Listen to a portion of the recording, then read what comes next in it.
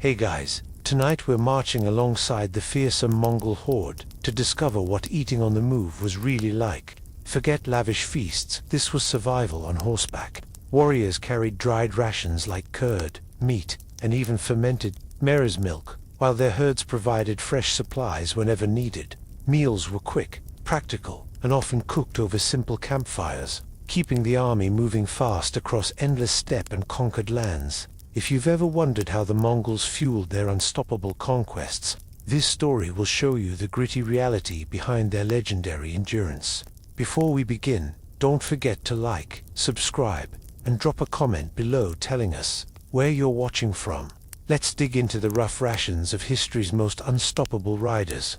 The world wakes you with wool against your cheek and the easy breath of a horse somewhere just beyond the felt wall. The air is cool and thin, almost sweet, and you can taste a little dew off the grass before you even sit up. Felt rubs your shoulder like a friendly dog. A leather strap creaks as someone opens the flap. Out there, a kettle already thinks about singing. You push the flap aside and step into a morning made of grey-blue light. The tents round, low-shouldered, belts of white felt sit in a wide circle like quiet moons that agreed to meet.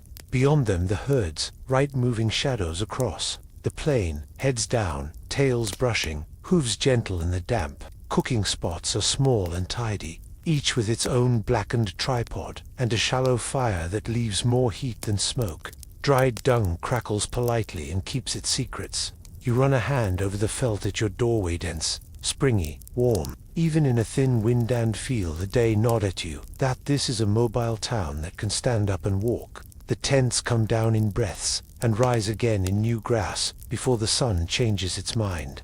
Carts wait like patient turtles, ready to carry walls and poles. Ropes run from pegs to wheels to stakes, a web of simple sense. Each cluster here belongs to a small unit, the comfortable size of 10 riders who know each other's feet and jokes. 10 tens make 100, and hundreds join into larger rivers. But the meals begin where the friendships do, with the 10 who share a pot, a fire, and the habit of finishing one another's errands. Kettles begin to mutter across the ring. Someone shakes out a cloth of hard white buttons, dried curds, tough as the day's first decision, and someone else tilts a leather bag and tests its scent with a smile. Mare's milk goes a little lively when it ferments. Tea goes brave when it meets milk and a pinch of salt. You soak a handful of curds in warm water while you wait for the kettle to find its voice. The curds are stubborn, but so are you. Both of you will soften. You walk a short circle while the heat gathers, learning the camp with your feet. Horses are hobbled in small bunches, noses brushing noses. The watch ropes set where a hand can find them in the dark. Pack animals graze, closer to the carts. The foals bob in and out of view like corks. The iron parts of the world have cooled cauldron rings, spearheads, bit cheek sand. They look blue in the early light. The wood is warm to your hand even now. Spoon handles, saddle bows, the crosspiece of your doorway. You tuck a stray strip of felt back under the roof band and feel the tent thank you with a little less flap. At the first proper hiss you return to your hearth circle. A brick of tea dark as old earth meets boiling water, crumbles and surrenders. Milk follows, a cloud that remembers the animal that made it. Then a pebble of salt. You lift the ladle and the smell steps out sturdy, a little grassy, with a whisper of leather from the rim of the kettle. You take a careful sip and debate, as tradition requires, whether it tastes more like courage or like boiled saddles. Today it is courage, but only by half a hoof.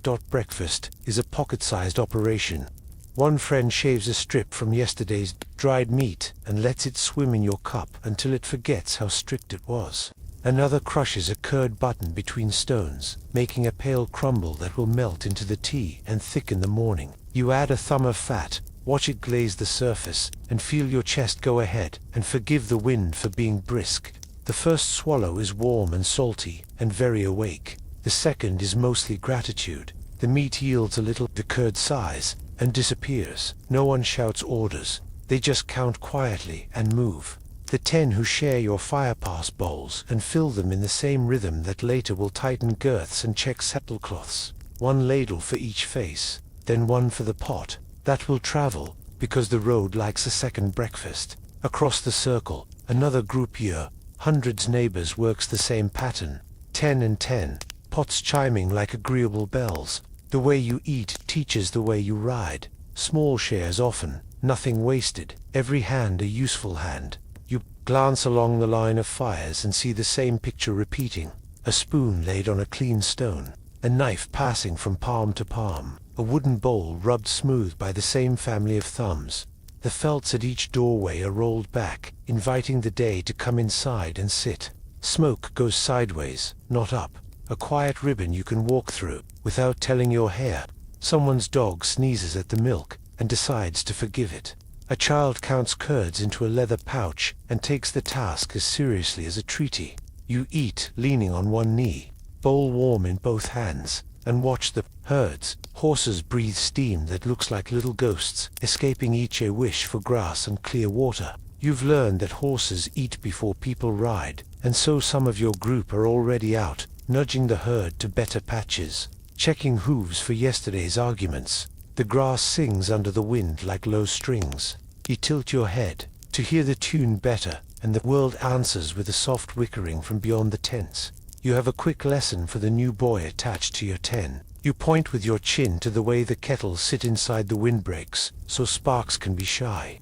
You show him how the dung burns hot and pretty when it's dry, and how a flat stone under the tripod steadies the soup and the day. You tell him the rule that matters most. The last hand at the pot wipes the lip with a clean rag and leaves it for the next. He nods very hard and then spills his tea laughing because someone tells him they once boiled a stirrup to make broth. It is not true. Probably on the far side, a horse shakes its neck and the little bells on its strap answer cheerfully. You think about the shape of the camp and how quickly it will change. When the sun climbs, the tents will buckle and fold. Poles will walk to carts. Your fire will empty itself into ash and memory. The 10 will become a line. The line will become a dust trail. The dust trail will become a horizon wearing your name. The way 100 eats together will tell you, long before speeches, how they will move this afternoon. You finish the last spoonful and set the bowl near the kettle to be rinsed with a little hot water. The curds have done their work. Your mouth feels clean and happy, and the meat has offered you the kind of strength that doesn't brag. You look at the small pile left on the cloth and wonder, as you always do, how far a pouch of curds can carry a day. Across the grass, a kettle lid clicks. Another group laughs in the key of steam.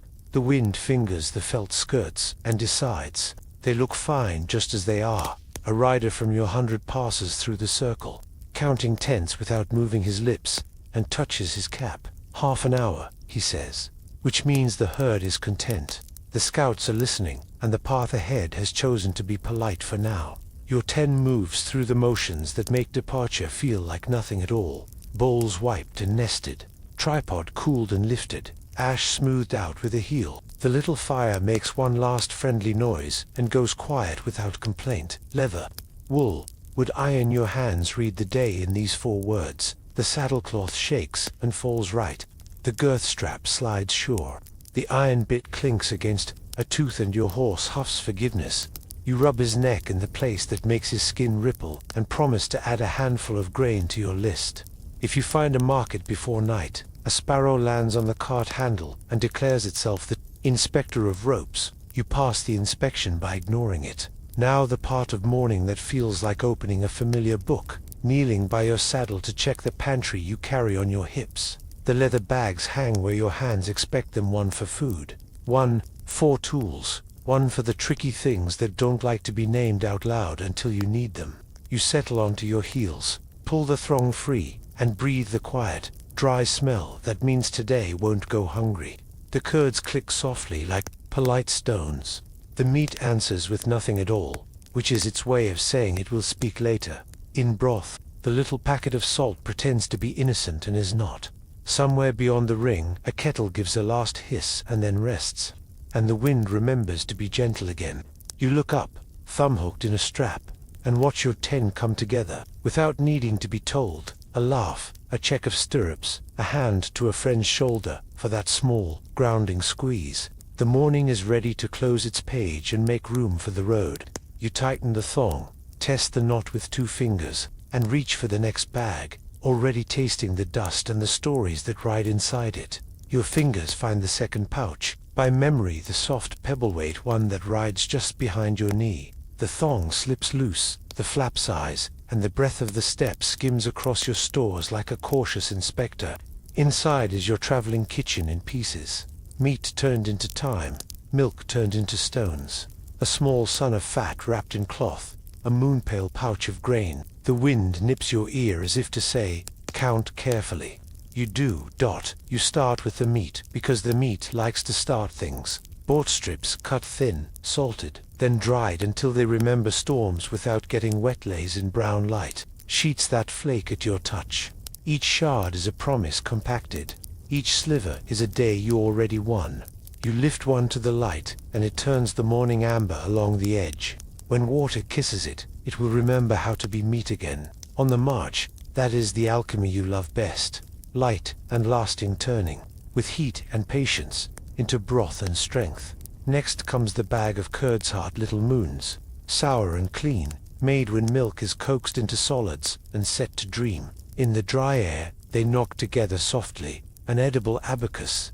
Curate is a stern friend at first, bite grainy on the tongue, stubborn on the molars, surprising in the way it wakes your mouth, but crushed, melted, or simply sucked while the steppe makes your lips think they live in a desert, which, to be fair, they do. These white stones turn kind. You pour a few into your palm, weigh the day against them, and tip them back like a secret only your teeth can read. The lump of tallow waits like a well-mannered guest, wrapped in cloth, tied with string, smelling faintly of smoke and yesterdays. Soup, fat is warmth you can carry. It slides into a cauldron and makes everything friendlier. It kisses a strip of boards and reminds it that life used to be soft.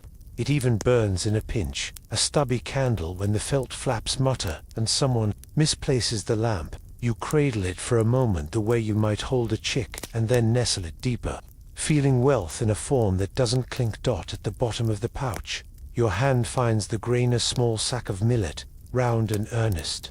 It doesn't brag like rice or sulk like wheat. It simply swells politely in hot water and feeds whomever is standing there. You pour a few beads into your palm and they look like mornings lined up in a row. Millet knows how to forgive rushed measuring. It forgives everything, really, except neglect. You never neglect millet. It turns thin soup into something that speaks in complete sentences. You pinch the leather open wider and admire the layers that keep all this true. Leather outside, tough, rain reasonable, wind unworried, felt inside, soft, dry, a blanket that never forgets its job.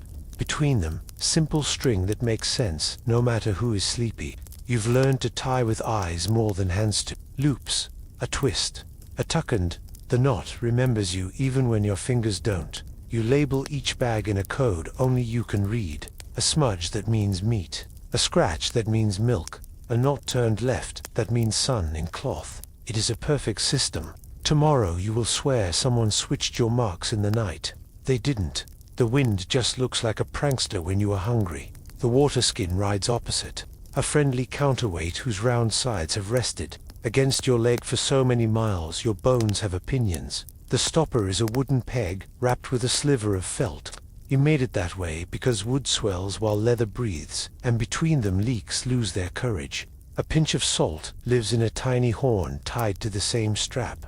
Salt looks harmless until you need it, then it becomes law. A few grains in tea, a dusting on meat, a fold into broth. Suddenly your mouth remembers how to be glad. The leather creaks a low, contented note. The wind takes a ribbon of your hair and writes your name with it, misspelling optional. You tuck the hair back under your cap and pull out your little knife.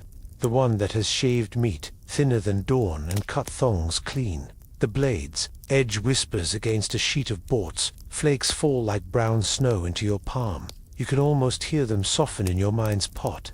Almost smell the first honest hint of broth. That is the lesson you never tire of explaining to the new and the proud, on a road that doesn't care how important you feel. Light and lasting beats, fancy and fragile every single time. Fresh bread rides like a prince in the morning and a peasant by afternoon. A pastry is a rumor that collapses at the first question.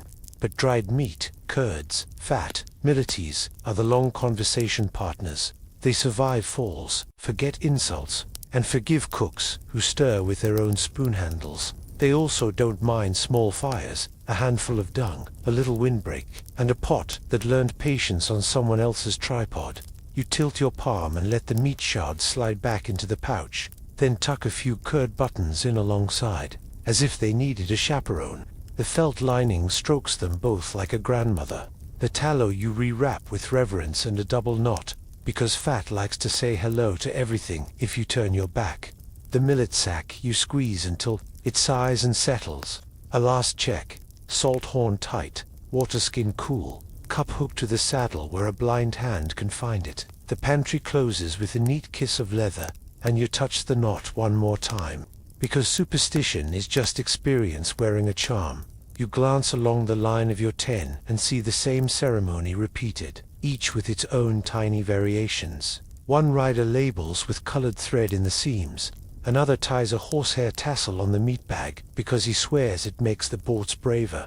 A third has a water skin that squeaks when she drinks. She claims it's a warning system for thieves. You have never met a thief who can resist a squeak. When you ride, food rides with you like a quiet thought. At mid-morning, when the wind sharpens and your shadow calls itself long, you will toss flakes into the kettle while someone else holds the horses. Boil water, add boards, make the pot tell stories. The meat will change like a mood in good company. Tough, too tender, dark, too welcoming.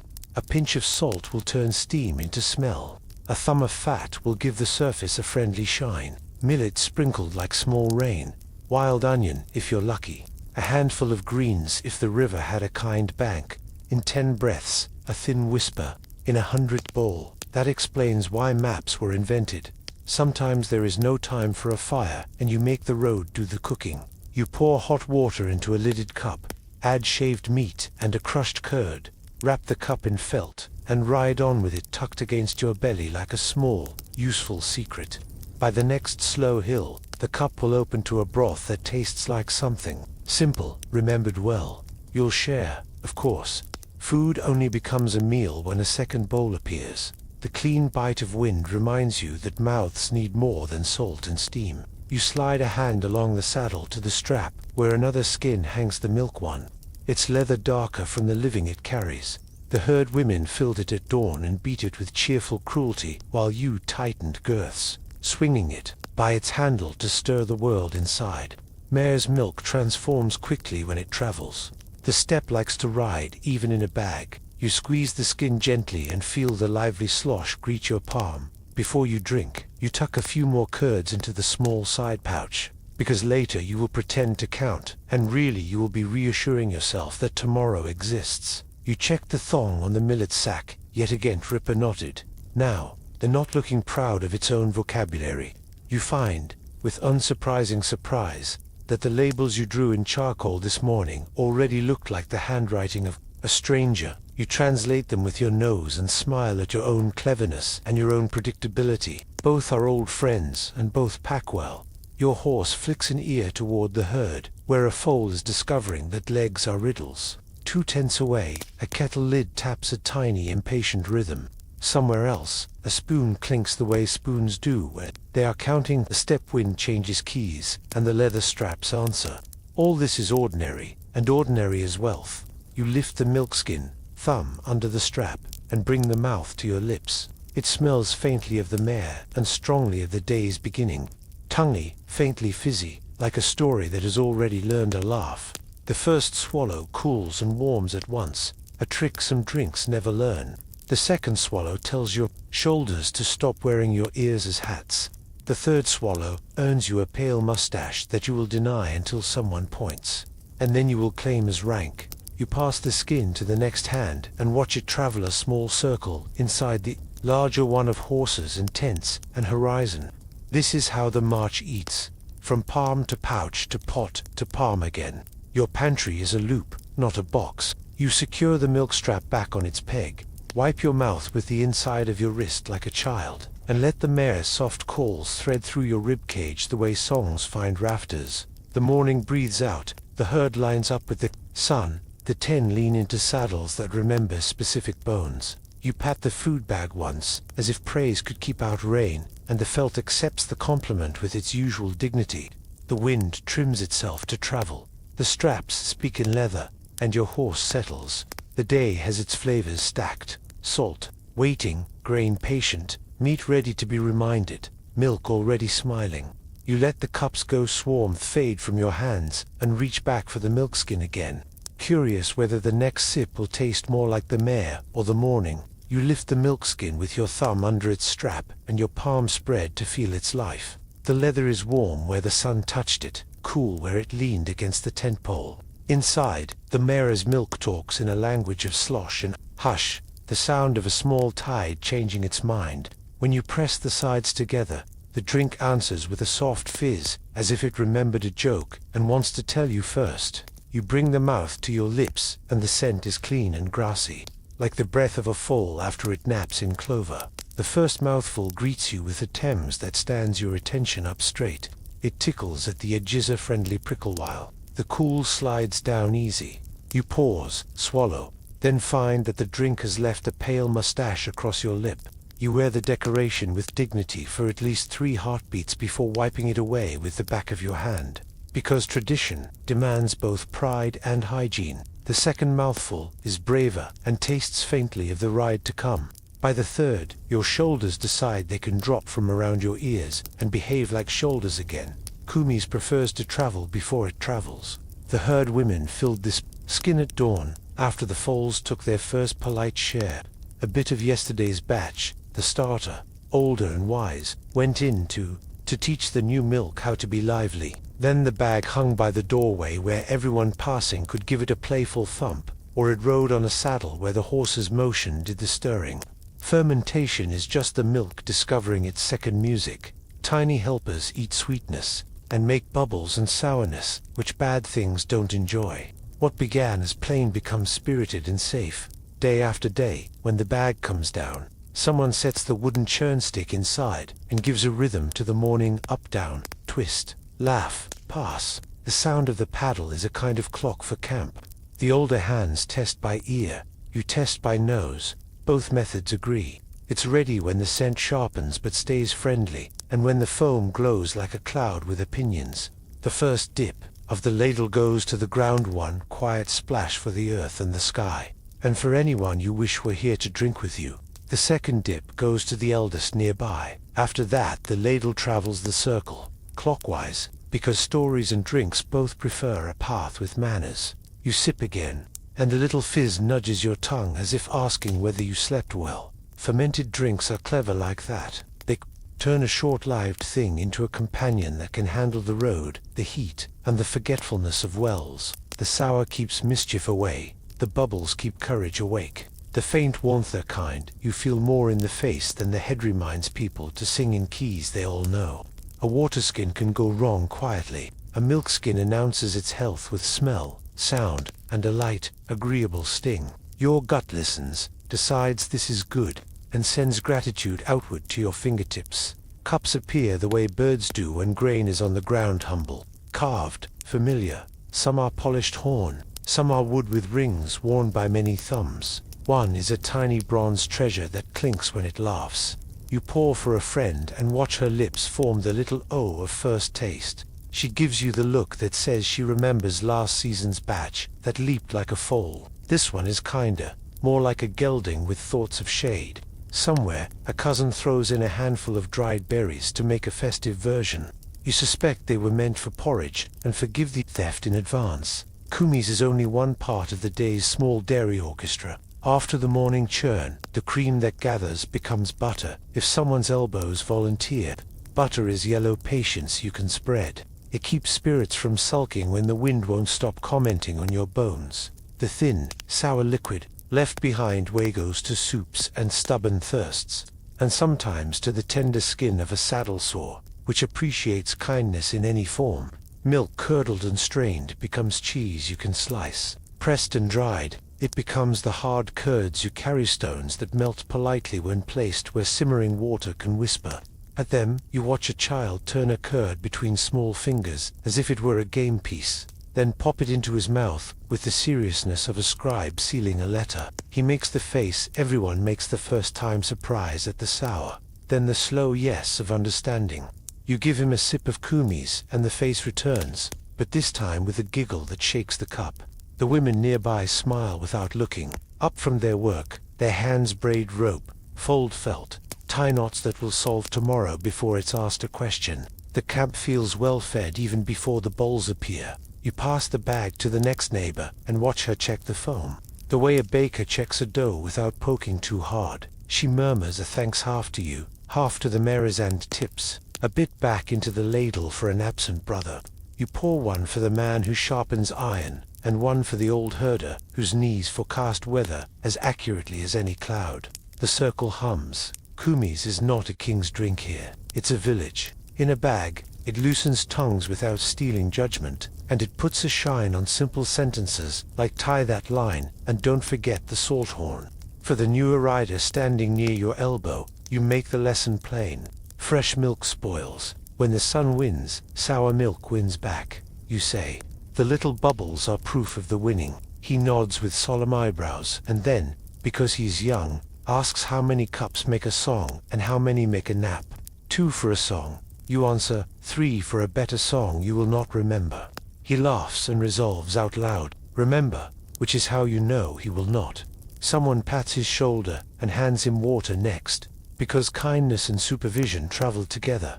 A mare nickers beyond the tent line, and the sound threads through the talk like a bell that knows your name. You glance that way because kumis begins with horses and ends with horses. No cup without the mare, no march without the herd.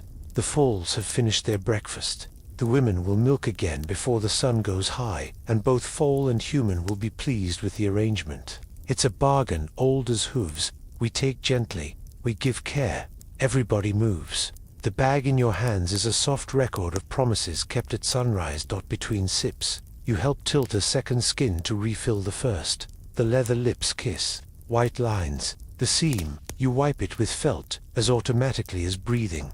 A ladle taps the rim once, twice because someone likes the sound, and because ritual builds a floor you can nap on later. The bag swings to its hook by the doorway again, ready for more thumps as people come and go. You brush your fingers along the stitching and admire the neatness. A good seam keeps bubbles loyal. If a bubble ever escapes, it should be because it laughed too hard, not because the thread gave up. In the shade, a shallow bowl of cream wiggles when a child walks by. A wooden paddle rests across it like a promise. Butter will come of it if the day allows. A cloth bundle hangs from a pole, dripping way into a waiting jar. The curds inside will become something spreadable for the evening or something firm for the next road. Nothing here is fancy. Everything is clever. You think about how many times a simple thing keeps a complicated thing alive. A cup keeps courage. A rope keeps shelter. A ladle keeps peace by measuring fairly and landing in every hand. Your turn finds you again, and you take a modest swallow. Then knock your cup gently against your neighbor's. No big toasts. Just a small daily thank you that doesn't need spectators. The drink lifts its little sparks through your chest and puts quiet brightness behind your eyes. You look toward the herd, and the world widens, not because of drink, but because of attention. The horses are scattering to their appointed grasses. The ropes that kept them close last night coil on pegs like sleeping snakes. Hooves print damp crescents that the sun will soon collect and hide. Kumis has one last gift for the morning. It wants to be carried to the men already walking the herd. You cork the skin, loop the strap over your shoulder, and feel it thump against your ribs like a friend keeping time. The leather presses cool through your clothes, a patch of shade you can wear. You pass a cup to the scouts, going out ahead, and tuck another under the arm of the farrier who believes the drink improves his hammering. He may be right. The mares at the edge raise their heads in that way that says, yes, now, please. The foals lean into their mothers as if to push milk up from the ground. You look once more into the bag foam, still smiling. Bubbles still speaking, and then tie the strap where a riding hand can find it. Thanks travel in murmurs around the circle and wander off in pairs, to the milking lines, to the picket pins, to the low fire where a pot is already thinking about soup. You wipe your mustache, purely ceremonial at this point, on your sleeve, and the sleeve forgives you. The laugh it earns is small and perfect. The camp changes key. Ladles go back to their hooks. Cups nest into bags, felt flaps fall. The milk bags hang like plump moons, gathering their fizz for later. You roll your shoulders and listen for the next work the day wants from you. It comes on 4 legs. A gelding blows a warm breath into your palm. A mare flicks an ear at a fly and steps sideways. With the grace of water, hoof to hand, breath to breath, you leave the shade and walk toward the real engines of the march. The animals that eat the steppe and turn it into miles, ready to be brushed, watered, and praised into the morning's long stride. You step into the herd the way you step into a conversation you already understand, with your hands open and your voice low. A gelding noses your palm, a mare blinks slow approval, and the foal who thinks every sleeve holds a secret investigates. Anyway, hide is warm where the sun has begun, damp where the night clung, soft as breath under the jaw. You scratch the sweet spot on a neck and feel 50 quiet muscles remember they like you. Horses eat first. It isn't a rule you argue with, it's the ground your day stands on. If they eat, you move. If you move, you live the way steppe people mean. A tunniware soon, together, you guide them to fresh swaths of grass, not out of fussiness but respect. Yesterday's patch rests today, today's patch will rest tomorrow. The herd lowers its heads in agreement, and the sound of grass tearing is the camp's favorite hymn. You let your hand trail the tips. Kuldu, clean scent. A faint pepper where wild onion hides low, hobbling strap short. Lengths of leather live looped on a wrist until they're needed. At night you buckle them around a front pastern, the mate on the other leg, just loose enough that a horse can graze and shift, just snug enough that wandering turns into thinking better of it. Some you tie to a picket line, a long rope staked with sense and checked twice. This is not punishment. It's a promise that morning will find everyone still belonging to everyone. Water finds horses as surely as horses find water. But you help the introduction. You lift the salt stone from its leather sling and set it where hooves have already decided to stand. Salt is not luxury, it's invitation. A lick makes a thirst honest. Thirst honestly met draws health up from the ground. You hear it in the swallow, in the longer exhale afterward, in the way the ears relax when the bucket arrives, river in a circle, carried by a friend. You walk the string of your own mounts, the ones whose names live in your hands more than your mouth. Main route first, fingers combing sweat from yesterday out of today's hair. Then withers, where a saddle's opinion can rub a thought into a blister if you don't answer politely. You take a twist of coarse grass and use it as a brush, small circles that lift dust and stubbornness together. A cloth follows to dry what's sweat left behind so a breeze won't sneak in and make chills out of goodwill. Hooves get the careful eye. You pick each foot forward onto your thigh and run a finger along the frog and seedy places where little stones love to hide. A pebble looks like nothing until it becomes a limp. You flick it away like an insult. Leather reins lie over your wrist, warm as a handshake. The iron of the bit cools your palm. You tell it there will be work later, and it pretends not to answer. Grass and fodder make different promises. Grass is the meal the steppe cooks for free, set out in a bowl the size of the horizon. Fodder cut and dried grass, a hayroll tucked under a felt, comes into the story when the sky says, "Not today," with snow or emptiness. Barley is an uncle who visits rarely but leaves stories. If you trade for a sack at a border market, you share it with the ones who carried you farthest and ask no questions. Millet mash warms a belly, but it's the long fibers of the pasture that keep a horse's thinking smooth. You rub a sweaty flank with both hands, palms flat, the way your elders showed you, smooth with the hair to say good work, against the hair to say wake this skin up, in little circles over the ribs to teach the breath it can be taller. A damp saddle mark needs drying, not scolding. The girth area gets a look for chafus, the corners of the mouth for pinches. The bit might have written without permission. A whisper and a breath do more than a shout. A mare flares her nostrils at your sleeve and remembers you smell like kumis.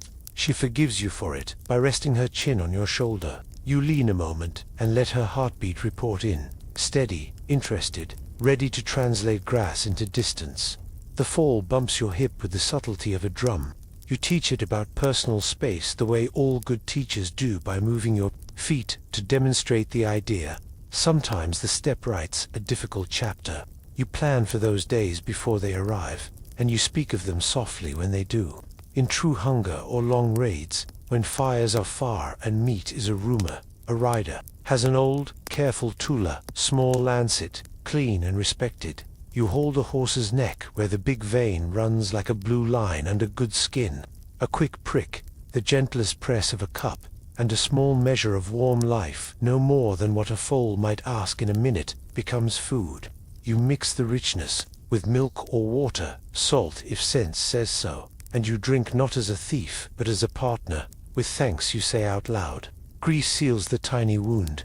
A touch and a word seal the worry. The horse returns to grass with more grace than most people, and you keep your promise to give rest and feed, not speeches.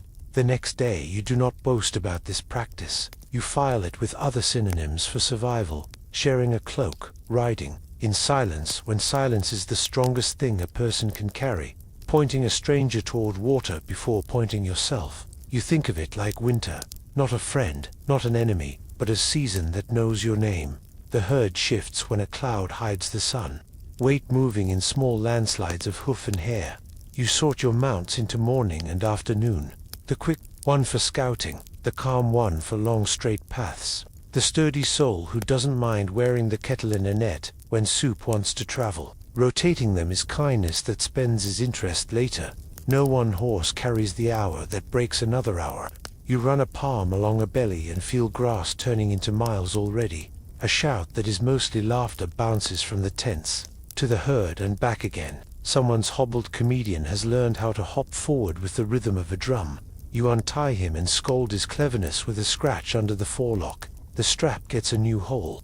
The old hole gets a story. Watering is its own choreography. You don't plunge noses into buckets like ideas into arguments. You take them in pairs to the river bend that minds its manners, two at a time so fear can't gather. Hooves sync with that good wet sigh.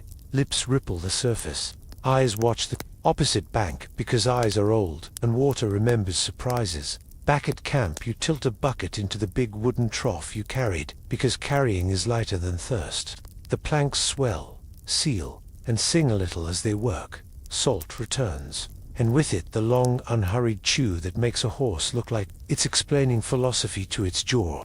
A salt-bright tongue tastes your knuckles by accident. You pretend you were promoted. Somewhere a bell on a strap gives one note, and the note lands on your humor like a feather. You take it as permission to stand still and count. Tails, ears, your breaths, fly whisks tied to saddles. The number of ropes that still think they are knots and not snakes. Your own hands. Smell of grass and clean animal and a trace of leather. Oil. You hold them to your face a second like someone holding a bowl of stew before the first spoon. Warm hide against your forearm has left a memory that feels like a blanket.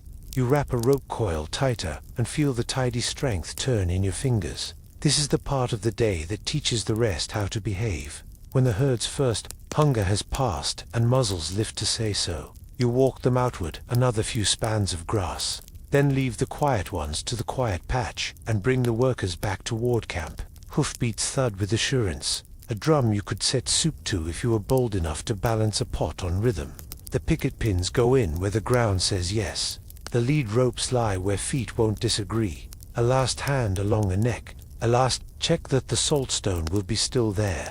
When the sun thinks again, the wind shifts and brings you the camp's second language, tin rings tapping iron, a spoon testing a pot, a low call asking for the knife that's always in the wrong pocket, until it's not.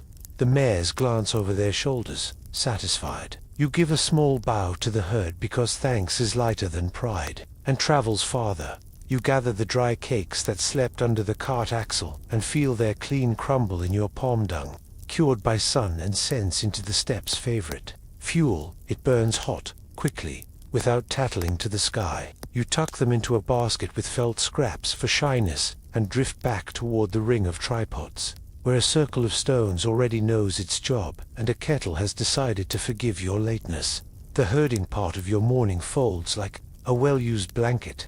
The kitchen part opens like a hand asking for fire. The grass is quieter now. The hoofbeats turn to shifting weight, and you kneel by the hearth with the herd's breath still warming your sleeves, ready to coax a small, smokeless flame into the kind of meal that leaves no trail but contentment. You kneel by the shallow circle of stones and set a felt screen to your windward side, the way you might prop a book open to your favorite page. The ground is cool, your sleeves still warm from horse breath, and in your basket the fuel dozes like brown moon's-dried dung cakes, light as promises and just as useful. You pick one up. It's crumbly at the edges, firm in the middle, and smells faintly sweet, like grass that learned to tell stories. You tap it against your palm and it answers without dusting you rudely, which means the sun has finished its work, and now it's your turn. You break a cake into 3 pieces, and nest them like small rooftops there between them. Kindness below, a twist of dry grass goes in as a secret. Flint kisses steel, a spark finds a corner, and the corner becomes a glow that chooses to be flame. It's not a loud fire. It doesn't need to be. You feed it another shard, then another, until the heat gathers itself into a tidy, serious circle that keeps its voice low and its intent obvious. Cook, and don't brag. Iron legs unfold and become a tripod with the satisfaction of a hinge that felt seen. The cauldron hangs from its hook and tells the flame a quiet joke about patience. Its black belly will warm quickly because iron loves a purpose. You can feel the promise in your fingertips as you lift it, the weight that says, "I will hold." Whatever you pour, and the slick satin cool that will soon accept the day's heat like a handshake. The felt windbreak flutters and settles, making a little room within the world where sparks learn manners. The breeze skims its edge and forgets to be bossy. Across from you, another cook sets a second screen and grins. The 2 felt wings look like a bird resting, head tucked under. You both pretend not to notice that the bird hides your flames from noses and eyes, not invited to breakfast. The smoke from dung is a sweet tree ribbon that minds its business and disappears into the same air that fed the grass, that fed the animals, that left you this neat stack of afternoons. Wood is a luxury on this open sea of grass. You don't plan life around luxuries. Argle dung dried by wind and sunburns, hot enough to boil and gentle enough to avoid tattling. A little fuel, a little time, and the pot will sing without alerting the horizon that you are eating. You teach the new hand the shape of speed. Small fire, small pot, small weight, you say, pointing, then tapping your wrist. He leans in to learn the trick of feeding. Don't smother, don't starve, break the cakes and let the edges glow. And when we leave, he asks, you scrape a palm of ash and let it sift back into the earth. We leave a memory, not a plume, you answer, and he looks pleased, as if he invented the line. The heroic life of a dung patty deserves a word. It begins in grass and wind, graduates through stomach and sun, then reports to your hearth with perfect attendance and a good attitude.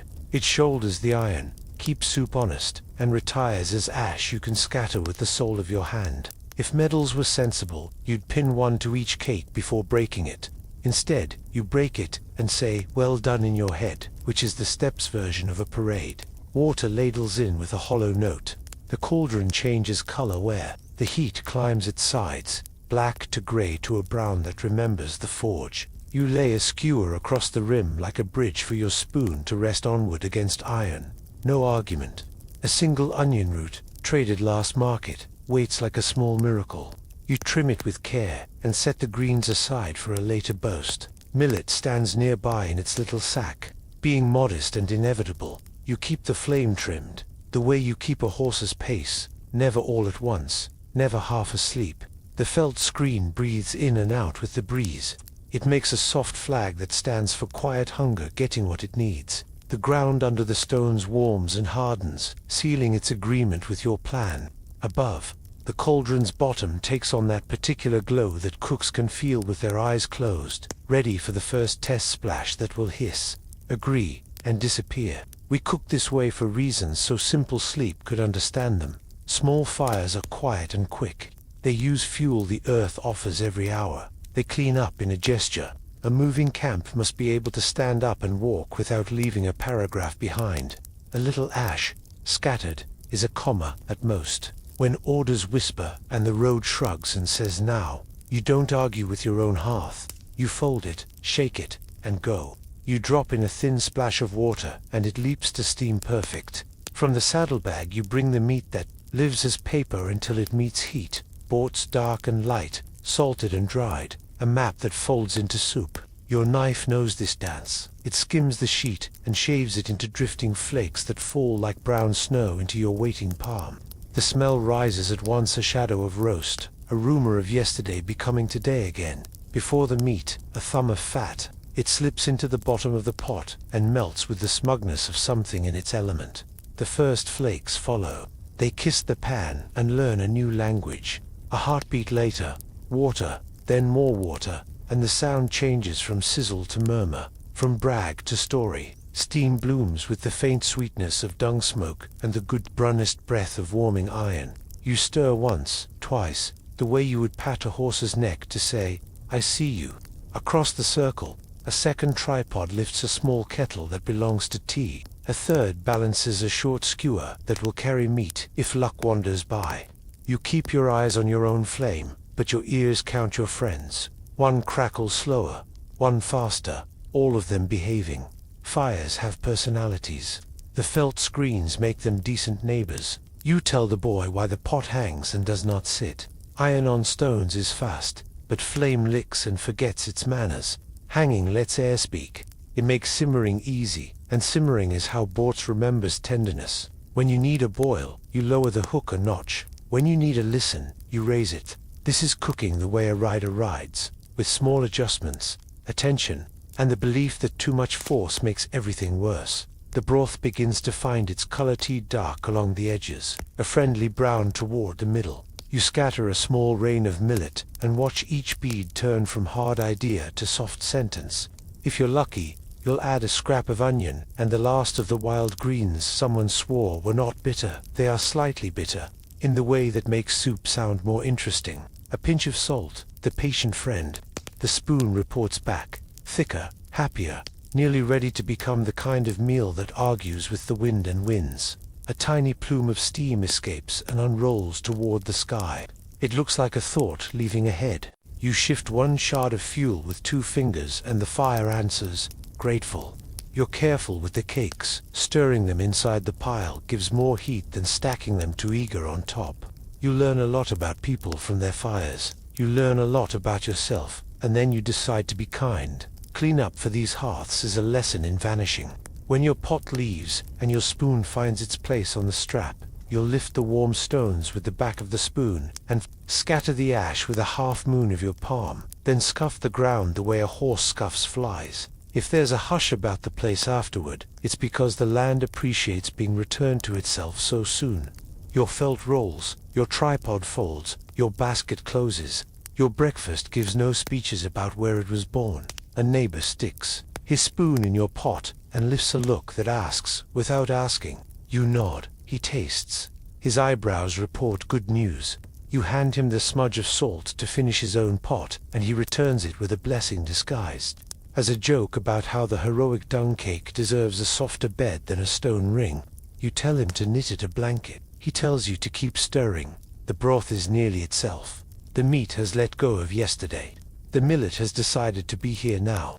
You dip the spoon and blow once, not for heat but for ceremony, and take a small taste that heads directly to your hands and tells them good job. Around you, pots make similar claims, a little chorus of murmurs and ladle taps that feels like a room where no one is in a hurry and everyone has a job they can finish. You call your 10 with nothing more than a nod, and the way you hold the ladle. The bowls come in their own order, wood polished by identical mornings. You pour, you pass, you keep the circle moving.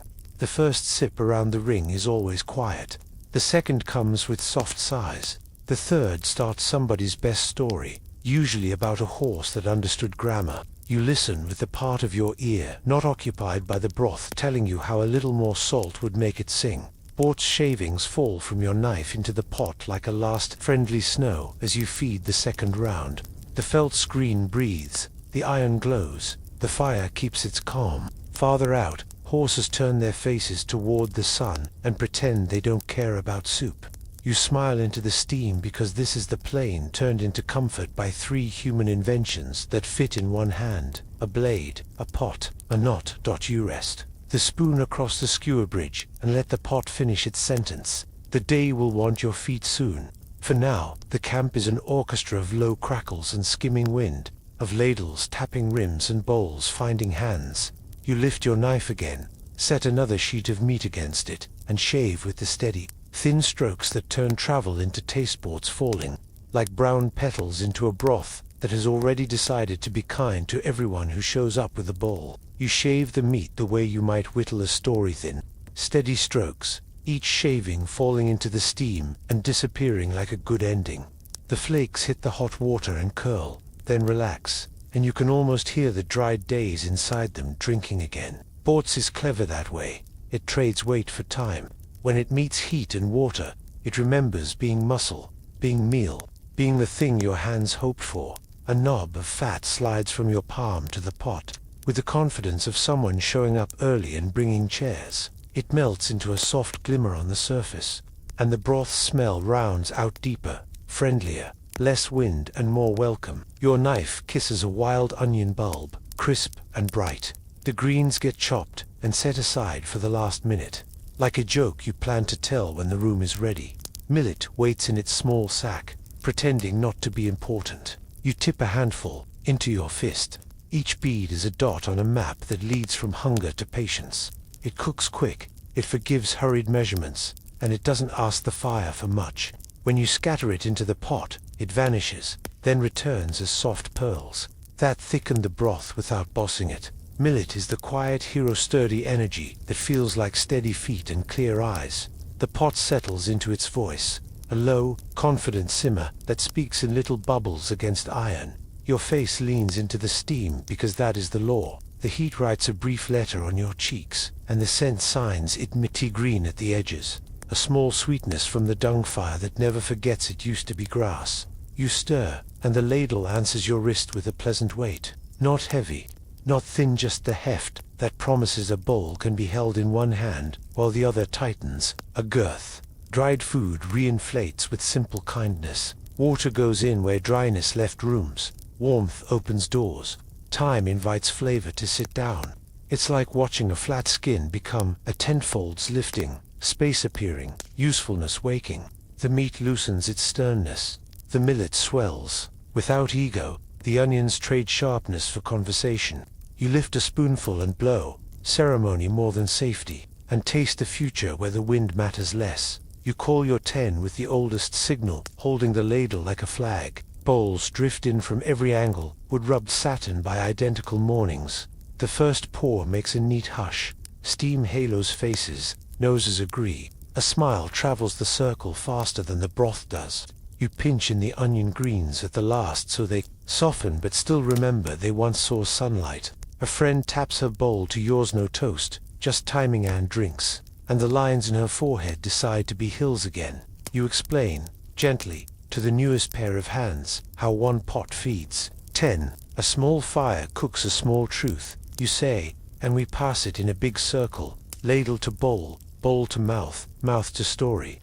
You don't split by pride, you split by volume and need. The ladle is the fair measure.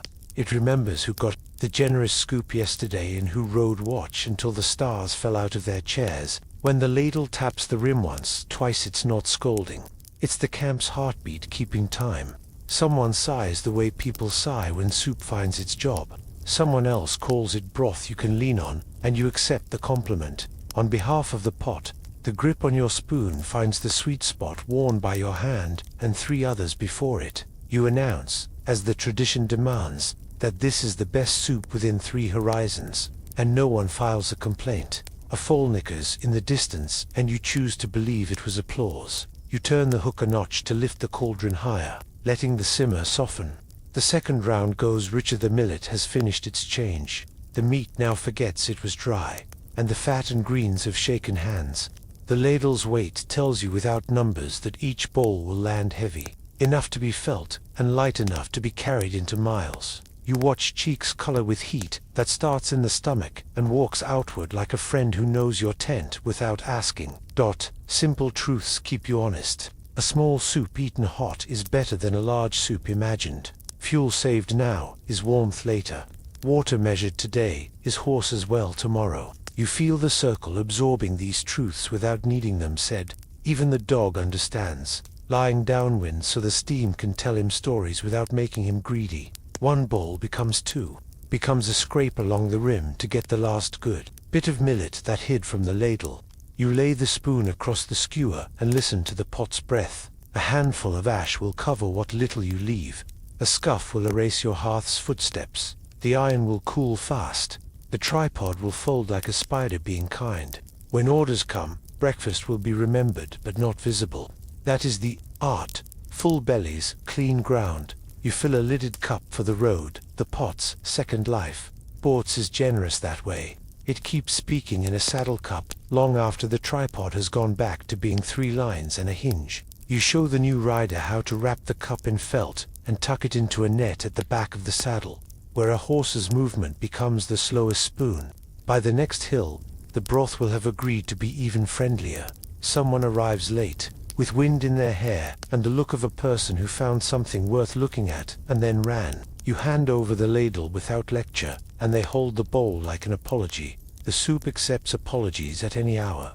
You break a curd into your own bowl and watch it melt slow, lending a temp that wakes the meat, the way morning wakes a generous person. The smell draws a last uninvited guest, a memory of a market farther west where you traded stories for onions and weighed happiness against a sack of millet and found you could carry both. You tuck the memory back where it belongs, behind your ribs hand.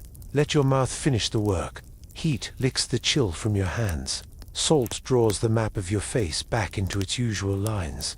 You look around the circle and count relief like you would coins. The pot's bottom shows in a wide, honest OU. Swirl a little water in to rescue the last bits. The camp's favorite angle, forward-leaning, returns to shoulders. Bowls clack gently as they stack. Spoons find straps and pockets. The felt screen rolls with a sigh that sounds like a blanket deciding it did enough.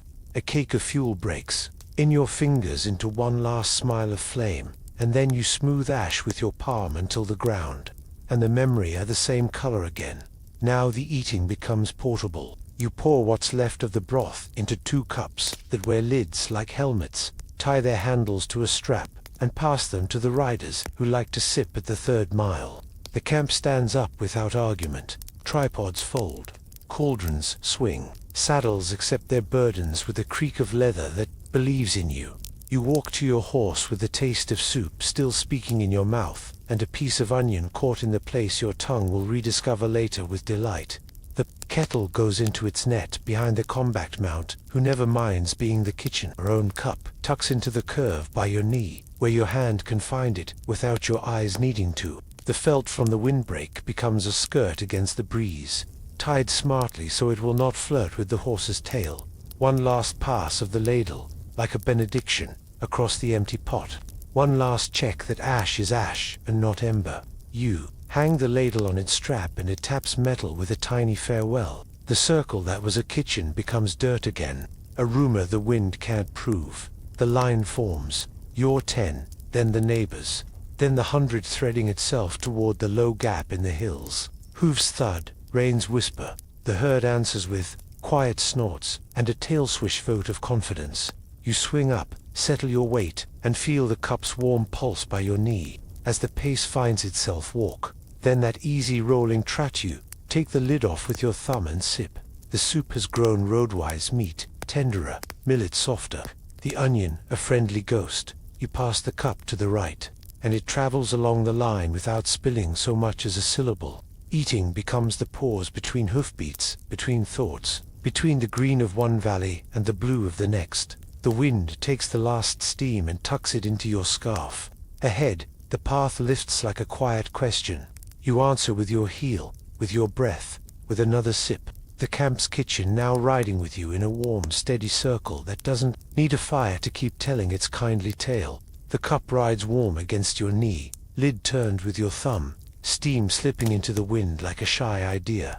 You balance the reins in your left hand, take a small sip with your right, and feel the broth steady your middle while the horse's trot steadies everything else. The road isn't a road so much as a suggestion, a pale line through grass that has agreed to flatten for you and then forget you passed. Leather talks in little creaks. Iron gives a polite clink. Breath goes in and out to the beat of 4 hooves. Finding the same answer again and again, you tuck the cup back under the strap and let your hand find the snack pouch by touch. A curd tablet comes up like a white pebble, cool and stubborn.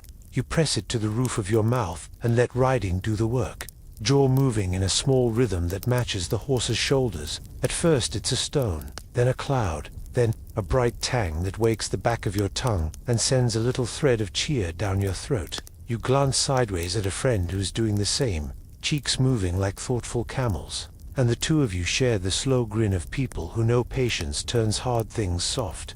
Next, a strip of meat boards, thin as a leaf, dark as a good idea, waits between two fingers until you fold it and tuck it along your cheek to soften. It leans into the warmth of your mouth, then lets go of yesterday and remembers it's food again. You bite, slow and friendly, and the salt says hello. A swallow of the salty tea would be just right now, and so you reach back for the small skin at your hip. The tea pours in little moonfuls, careful on a moving horse. You give yourself 2 swallows, not 3, because water and tea travel under rules everyone likes. Sips, not gulps. Often, not rarely. The 3rd swallow, you aim at the wind and discipline. Winds, you cap the skin and pass it to your left, where a hand takes it without looking. Drinks, then wipes the rim with a thumb and the edge of a sleeve in one respectful gesture before sending it onward. The cup and the tea and the rules all keep people gentle. The march has its comfortable sentence. Ride, graze, chew, check straps. Ride, graze, chew, check straps. An hour of easy distance, then a short stand while the horses bow their heads to good grass, and your 10 becomes a snack choir, each person singing their own small song. A curd, a meat strip, a sip. Anyone with a crust from last market makes friends instantly. Hands skim girths, fingers test knots. A palm under the saddlecloth listens for heat. Another hour, same sentence, new words on the horizon. Small and steady wins against one proud meal every time. A heavy bowl makes eyelids. Learn gravity. A sleeping rider learns the ground. Little fuel keeps your blood clever and your hands calm. It keeps your head from chasing thunder when a cloud only wants to be shade. Your horse prefers you with a light stomach and a happy breath. You prefer you that way too. A curd now, a sip, later, a slice when the wind grows. Interesting, this is how miles become friendly. Dust lifts inaffectionate. Little puffs off the front hooves and tries to adopt your face. The sun warms one cheek more than the other. A slow brush stroke under the edge of your cap. Tack jingles like coins in a generous pocket. The saddle squeaks its tiny leather conversations. Somewhere to your right, a foal complains about nothing. Somewhere ahead, a skylark forgets how high it meant to stop. You lean forward to scratch your horse at the base of the mane, and your glove comes back with the salt line. Proof that both of you are doing what bodies do when work and contentment. Shake hands. Between the small bites. You listen to yourself the way a good herder listens to a herd. Thirst has a voice, it gets a sip. Hunger has a voice, it gets a curd. Rest has a voice, it gets a minute with your boots on the ground, and your fingers under the girth strap to see whether the 3-finger rule still fits. The horse's skin says something rubbed. You answer by smoothing the pad and promising to retie at the next stand. The little answers keep the big questions quiet. The cup comes back from its tour of the line, with a little less tea and a lot more good humor. Inside it, a mustache tries to live under your nose again, and you let it stay for exactly 3 heartbeats before you become respectable. Someone claims salty tea makes their song better. Someone else says it makes their song shorter. Both are right, and both are welcome. The rules are plain, like the land. Horses first, then people. Small swallows pass left. Thank yous don't need to be loud to be true. You do not drink just because the skin is there. You time sips for when the land allows it, not in the middle of a stony rise, not at the start of a fast trot, not when the horse is thinking hard about a shadow that looks like a hole. On the flats, yes. In the shade of a low cloud, yes. On the gentle downslope, toward a stream you plan to cross, yes. Because you're about to wet your mouth with running water's song, whether or not the stream is generous enough to let horses drink today. The body appreciates being treated as part of the plan and repays you with fewer opinions from the pouch at your waist. You pull a roasted millet cake you bought at the last edge market. Brown, friendly, a little louder than a curd when you bite. It goes soft quickly, then stays with you for 3 hills. A date from far away surprises your tongue with its simple poetry. Half goes to you, half to the friend who adjusted your stirrup earlier with the calm of a river. A nut or two pine, if luck carried you by a forest in another life, makes your jaw feel capable. None of it is fancy. All of it is loyal. You've learned the terrain of chewing. Uphill, you plan, breathe, and hold the bite under your tongue. On the crest, you chew. Downhill, you swallow and let gravity do you a favor for once. At a shallow ford, you focus on hooves and stones and save the curd for when the horse's reflection stops arguing with the sky. If you forget, your jaw reminds you by trying to throw a bite into a laugh at an unwise time. Your jaw marches too. It prefers the easy ground. Every few miles, you reach back to feel the knots on the tally thong tied to your saddle, the one that counts what you've eaten and what you've saved. One knot gone for each curd, a slip knot loosened for each strip of boards, a small bead you slide from left pocket to right for each tea stop. It's not accounting. It's kindness aimed at your later self, proof that you didn't forget to put fuel where work would be. The thong also tells you what the 10 will need tonight, how many curds to grind, how much millet to pour with a generous hand. Your right hand does the check, your eyes don't need to. Tug the girth, slide fingers under the strap, flatten it, wrinkle in the pad, pick a burr from the breastband, slick the cheekpiece where sweat wants to make a complaint. The horse flicks an ear and says it noticed. You answer with a scratch and a word so old even the wind nods in recognition. When the canteen makes its hollow glug, it announces its emptiness to exactly 3 people and no more. That's enough for the next halt to include a refill from the cleanest sauce, strained through felt, boiled if reason says so, salted if the day writes it in sweat. Tea is not luxury. It's a clever way to ask water to be safe and to persuade a tired stomach to believe in the next mile. You don't pretend it's a miracle. You let it be a habit. You check your 10 with a glance. The newest rider carries their cup in the right place now. The veteran with the quiet laugh has shared a piece of candied ginger saved since a city wall. The head of your file rides loose-backed and awake, where decisions are supposed to live. Bites travel, stories travel, the same way orders travel, from mouth to mouth, treated with care, made smaller and more useful as they go. You're fond of that. When the short halt comes, it's brief and practiced. Horses lower their heads and pull sweet mouthfuls. Riders slide to the ground for the stretch that keeps knees from thinking their job is to complain. A handful of curds passes from palm to palm. A small packet of salt goes to the horse first and then to you. A water skin refills from a pot someone had the mercy to boil while riding. Wrapped in felt like a sleeping animal. A quick strap check, a stirrup twist, a brush under the saddle where a bit of grit tried to audition for a blister and didn't get the part.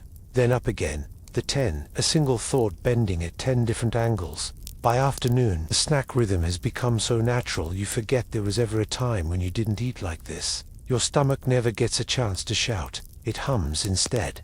The horse never has to carry a drowsy sack. It carries a partner, fed in spoons instead of promises. You look at the sun, then at your shadow, and judge the pace with a mouth that still tastes of tea and onion and salt. It's a good pace. It keeps tomorrow interested as the land opens into a long, gentle plain. You feel the magnet of miles tug at your shoulders. This is where it's easy to overeat on confidence. You leave yourself a strip of boards and 3 curds and a cake for the last hour, because the last hour is often the one with the extra hill. Your hands set a quiet example for the newer riders. Their hands copy without needing a speech. That's how most good habits travel, by being obvious and comfortable. Toward late light, the talk turns to numbers without anyone saying numbers. Someone asks the official spoon how heavy it feels today. Someone else counts the curd buttons by tapping their pouch and listening for schoolchildren or teenagers. A wax tablet appears from the headman's sleeve, and a little stylus scratches the language of fairness. A knotted cord comes out, the kind with big knots for meat and small ones for grain. And a finger moves from knot to knot while a voice goes hum, which is mathematics done in a lullaby key. Your squad will check shares at the next halt. How much meat remains to shave? How many curds to grind into tea? How many millet handfuls make sense for the cold that's walking toward you from the east? You can feel the inventory pulling the circle tighter, not like a belt but like a blanket. The ladle will be the judge again, and the cord with its knots will be the witness. And your 10 will be the jury that smiles, because everyone already knows the verdict. Ahead, a shallow dip in the land promises a brief shelter from the wind, and a place to set the tripods. You touch the snack pouch one more time, feel the curds click into the shape of tomorrow, and lift your hand to signal the halt that isn't a stop so much as a shared breath. The horse settles under you, tack sings its little metal song, and the line begins to fold into a kitchen again. Bowls, one pot, and a spoon that measures not just soup, but trust. You lift your hand, and the line folds itself into a camp, as if the grass had given quiet instructions overnight. Horses turn broadside to the breeze, felt screens blossom, and the tripods stand like three-legged birds settling their wings. Bowls gather in stacks that remember every morning you've ever been hungry and patient at the same time. The circle of your 10 finds its shape without speeches, places worn into the day by habit and kindness. You count, because counting is another way to say care. Heads first, 10 faces you know by the way their eyes answer, then hooves. Near your string 10 mounts, 2 spares grazing at the edge, then sacks, skins, spoons, a soft roll call, just names in the air, which makes them less likely to wander off. The pot takes its place with the comfortable authority of a drum in an old song. 1 pot for 10 mouths, you murmur to the new rider, drawing a circle in the air with your finger. 10 such circles make 100 fed.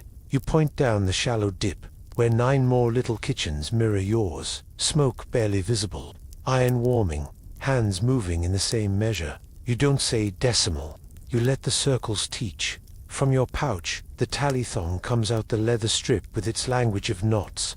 Big knots for meat, smaller for grain, a carved bead for salt, a flat one for fat. You slide a knot with your thumb to show what has left the bag and what remains to tell the evening a good story. Beside you, the file leader unfolds a wax tablet and smooths its face with a warm thumb until it shines like a pond without wind. His quill scratches the simple math of comfort. Bowls, handfuls, spoons. Chores rotate with the grace of dancers changing hands. Today, you set the fire. Tomorrow, you fetch water. The next day you shave the meat and protect the salt horn from gossip. Someone lays out the bowls and calls them by name, which is to say, by who likes which rim best. Someone else is the official spoon, a title, with no crown, just a long-handled ladle that everyone trusts to measure fairly, and this is important, generously. No one knows how the spoon learned to pour the same amount for different appetites. It simply does, as if foreseeing miles not yet walked. The inspection comes, and it feels like a blessing, not a test. You turn the meat pouch out just enough to reveal the day's plan. The curds click into an honest answer. The sack of millet makes a friendly little sigh when squeezed. Waterskins line up like brown gourds. Each stopper gets a tug and a nod. A glance inside the fat cloth earns approval from the spoon, who acts like a priest without the outfit. The headman checks your firestone and your spare thong, then your horse's girth and the corners of its mouth. Not scolding, he always says when he sees you watching, just making sure tomorrow has a place to sit. You show the new rider your cord of duty, knots, the small loop you slide each morning to mark your task. Today it's a red thread for fire, tomorrow a white one for water, after that a green for grazing watch. The loop moves down the line each day, and the work teaches the hands before pride thinks of learning. Nobody disappears into a favorite chore forever. Everyone collects the set. The cooking moves in a familiar pattern, but the sharing is where the day quietly proves itself. The official spoon tilts and bowls receive. You watch the stream of broth and millet, and softened shavings bend in the same curve for every person, slightly slower for the ones who returned cold from the ridge. The spoon never brags about knowing that. It's just an old ladle that has seen 1,000 faces decide to be less tired. Lists get made in a language that the wind can overhear without learning secrets. 2 handfuls left for the late light, someone notes, tapping the wax. 4 curds for the 3rd hill, someone else adds, clicking them in a pocket to hear them agree. A small mark beside salt becomes a bigger mark because sweat wrote, early today. Fat gets a little circle drawn around it. because the day is thinking about being colder after noon. The tablet receives these observations with the calm of a friend who saves letters. The 100 steward walks the edge of your dip, moving from circle to circle, the way a moon moves across a sleepless sky. His questions are gentle and always the same. Enough. Clean water. Any hand need a dry glove. He listens with his eyes more than his ears, and when he taps a bowl rim with a fingernail, you can hear him counting the beats of the simmer. You might tease him later about tapping out soup songs. He will pretend not to get the joke and smile with his shoulders. You eat in that rhythm the body trusts, first quiet, then sentences, then the small laughter that smooths anything sharp. A rider claims the soup tastes faintly of courage. Someone else votes for honesty. You propose both and are elected by acclamation.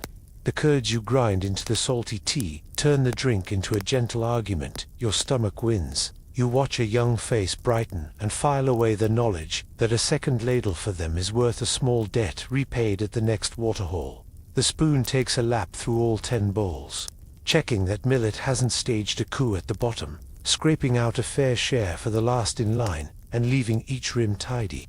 Official spoons have a style. Yours has a flourish that would be annoying if it weren't accompanied by exactly the right splash in every bowl. You consider promoting the spoon, but it already outranks you in several hearts. The headman's list becomes a series of small decisions. Tonight, extra millet, he says, because the wind has a blue edge. Double fat at sundown, because cold likes to borrow from the stubborn. 2 kettles traveling while we ride, because your 10 will need warmth in their bones before the moon gets ideas. You nod. The wax holds the decisions. Your hands will convert them to chores. Between bites, you do the strap checks that put luck on a short leash. Fingers under girths, palms across saddlecloth edges, thumbs along cheek pieces where sweat likes to whisper trouble. A rider down the line gently rebuckles a neighbor's hobble strap on the spare horse, neither thanked nor needing to be. Care moves sideways as easily as orders move down. The steward returns with news woven into suggestions. The 100 to our left boiled early, he says. They'll carry more tea for the last hour. Trade them a handful of millet if you meet them at the stream. You nod again. The arithmetic of kindness is simple. Give from what is easy. Receive what is heavy. Keep score only with gratitude. You take the last scrape from the pot with the spoon's blessing. Then pour a thin rinse into each bowl so no millet clings alone. Bowls clink softly as they stack, a wooden lullaby that makes even the felt screens relax. The tripod folds and the cauldron swings, dripping its last good words onto the ground. Ash smears under a palm until it reads as ordinary dirt. The camp erases itself as gracefully as a bird's footprints in a gust. Before you swing up, the inspection comes once more, this time colder in intent but warm in tone. Hems down, says the headman, meaning felt tied so wind won't fish around. Your ribs, hands covered, meaning mitts or sleeves or cleverness. Faces turned, which is to say, know where the wind is walking from, and don't let it walk through you. He touches the fat cloth again, and gives a grunt that means guard this like a story you owe your children. He is right. Cold eats fat first and asks questions never. You wrap a strip of felt around your neck, and tuck it into itself the way old women taught you. The official spoon wraps the pot one last time, and declares, in its wooden voice, that it will measure seconds as happily as soup if asked. You laugh and hope no one heard. The quill scratches a final note. Night more bowls than talk. A short, kind law for when your breath shows what it's thinking. You mount up with a new plan living behind your teeth. As the line lengthens, the circles become a ribbon of small kitchens packed onto hooves, 10 by 10, 100 by heart. The dip releases you onto open ground, with the wind practices being winter. You taste its intent on your lips, the way you taste the edge of a knife with a fingernail, not to be dramatic, just to know. Cold reorders appetites and chores. You'll move the tea skin to a warmer hip. You'll keep the curds in an inside pouch where they won't lodge their stubbornness in your teeth. You'll plan a second fire before dark, smaller but closer, so the heat can find faces without getting lost. The herd will want deeper breathing and more salt. Your hands will want mitts you can chew open when leather. Your 10 already knows without looking at the wax that someone will carry the extra fat. someone the second ladle, someone the bundle of felt for windbreaks. The headman lifts his arm and points toward a knuckle of land where a stand of scrub will give enough shelter to be worth a longer simmer. Your horse steps into the idea with the uncomplaining rhythm you love. Around you, lists fold into movement, shares into bodies, chores into a song you hum behind your teeth. 100 rides like 100 kitchens with lids on, warm centers, moving across a cold page, and you, with your spoon-warmed hands, and your tally thong, and your fair portions tucked into pockets and plans, steer toward the place where the next small fire will draw all 10 faces close, and teach the night to be reasonable. The wind changes its handwriting, and begins to write in a thin, steady script across your face. You pull the felt up over your nose, and let your eyelashes learn frost one white breath at a time. The horse's mane crackles a little where steam turned to lace. Leather grows a quieter voice in this air. Every strap speaks in careful syllables, and your mitts answer with a warm, woolly hush. Your whiskers, if you have them, wear delicate needles, which is fashionable for exactly the length of a breath. And then, mostly funny, you add another layer the way you'd add another page to a book you already love. Felt, then more felt, then the clever strip that keeps wind from negotiating its way under your ribs. A thin piece of tallow rides in the inside pouch, close to your body where it stays friendly instead of staging a frozen rebellion. The rule is simple and older than your boots. Fat near warmth stays helpful. Fat away from warmth becomes sculpture. You prefer helpful. Winter teaches a plain order for everything. Shelter first, fire second, food third. You choose the lie of a small rise where the wind trips and forgets its plans. Turn the horses broadside for their own living windbreak, and drop picket pins in ground that has decided to be stubborn. Felt screens flower from straps and stakes, their edges shivering once, then settling like good dogs at the doorway. Only after the world has somewhere to sit do you let your hands go looking for sparks. The fire is small and businesslike. Dried dungargle pops the way old paper sometimes does. Tiny announcements in a language the pot understands. A few stingy twigs you saved from a riverbank do their best, and then retire with honor. Iron swings from the tripod, and takes the heat like a professional. Ash from yesterday's flame makes a careful bed for today's. Everything leans in toward warmth, instead of pretending to pull it out of thin air. You shave meat in winter the way you'd shave a secret thin. Deliberate, with a blade you keep. Persuasive. Bortz is brittle now, eager to flake into obedient curls. If there's fresh meat from a hunt, it holds still for your knife, slicing into sheets so thin the fire can tell them good news quickly. Fat gets a vote first. A thumbnail lump slips into the pot and melts like a promise kept. Winter food wants fat the way a long story wants a chair. Small weight, much warmth. It's the densest kind of kindness you can put in a bowl. Melting snow is the quiet art that keeps pots and people from sulking. You don't fill the cauldron with snow like a child fills a hat. You start with a little water, just a mouthful, to keep the iron from scorching its own bottom. Then snow goes in a handful at a time, folded into heat like you're teaching it to greet neighbors. Felt works again here. A clean flap over the pot strains out the bits of twig and sky, the wind tucked into the drift, and the melt turns clear enough to make your reflection look like it slept more than it did. Never eat snow. That's a cold with a costume on. Melt, then boil, then a pinch of salt to remind water what bodies expect. Bowls warm your hands before they warm your stomach. You hold one palm over the lid and let steam find the ache between your thumb and wrist, the tender engine room of every chore you do. When you sip, heat travels down with the confidence of someone who knows the way. The first mouthful explains life to your shoulders. The second convinces your ears to stop pretending to be icicles. The third is just pleasure with good manners.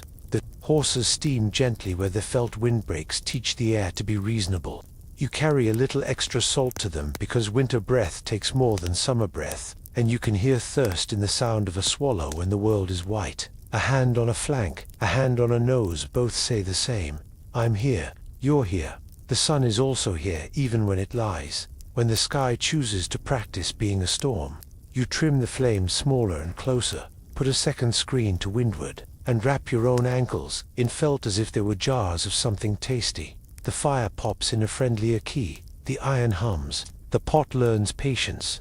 Millet goes in like soft rain and swells into small ovals of consent. Wild onion, hoarded from the last brown patch near a creek, throws in a brave green and pretends not to mind the company. You tell the circle that this is the best soup within 3 horizons, and the winter does not disagree. The rules of moving in cold are plain and generous. Keep things close, the teaskin under your cloak so it pours without sulking. The curds, in an inside pocket so your jaw doesn't have to bargain. The tallow where it remembers it's a friend. The spare mitts tucked into your hat for 5 minutes so they forget their stiff opinions. Keep straps honest, frost stiffens leathers. Logic, so you warm the girth in your hands and lay it like a promise instead of a demand. Keep edges covered, cloth in the neck of your boots, the polite pinch of felt across cheek and nose, a smear of fat at the corner of your mouth. If the wind thinks your skin is a contract it can edit. You ride in shorter sentences. The trot is a paragraph and then a period. You let the horses graze the brown sweetness under the crust and call that the comma your legs needed. Snacks become strategy. A strip of meat at the top of a rise, a sip of hot salty tea just after the descent, a curd that turns your mouth into a small stove, while your fingers count your friends' reins to make sure they haven't learned a new knot on their own. The fire sharpens its voice when snow begins to whisper sideways. You lift the pot a notch, keep the simmer patient, and cup your hands over the lid to make a pocket of steam the wind can't argue with. Bowls pass with the quiet ceremony winter likes. 2 ladles, no speeches, an extra spoon for the rider whose scarf is crusted with the morning's opinions. Fat rises to the rim like a small fleet of coins. You tip those coins into your mouth and feel the jaw of the day unclench a little. If someone asks why fat matters, you point to your breath becoming less visible and say, because it turns back into heat when you ask nicely.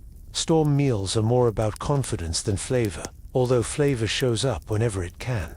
You keep the pot working even while you saddle, tying it into the net on the calm horse's back where its warmth continues to argue on your behalf. Footprints become suggestions. The line of your 10 stays tighter, hand signals bigger, humor closer to the surface in case anyone needs to step onto it like a stone in a creek. When the gusts ease and the clouds remember they were supposed to be scenery, the world opens still colorless, still honest, but less personal in its criticism. You rub frost from your horse's forelock with the gentle gravity you'd use to wipe milk from a child's lip. You count hoofsigen and touch the tally thong with its knots that mean you still own enough soup for twilight. The official spoon taps the rim of the pot once, which is the spoon's way of asking whether anyone forgot to ask for seconds. No one did. Everyone always asks for seconds. You pack the hearth with the same vanishing act as summer, only slower, because cold asks you to be the kind of neat time remembers. Stones roll outward, ash vanishes under a glove. The felt screens shake, fold, and become warm skirts for later. The cauldron swings dry, its inside wiped with a fistful of clean snow that melts to a wipe again, then shakes itself like a dog, and returns to its strap. You leave the ground looking like ground. Miles, where a different face no longer maybe, but more honest. The sun cuts a low path like a knife learning to be patient. Your breath becomes once again the private thing. It prefers to be. The 10 unwrap their voices and share small jokes about noses being negotiators, and mitts that try to marry the ladle. You tuck the tallow deeper, and feel it, thank you, without words.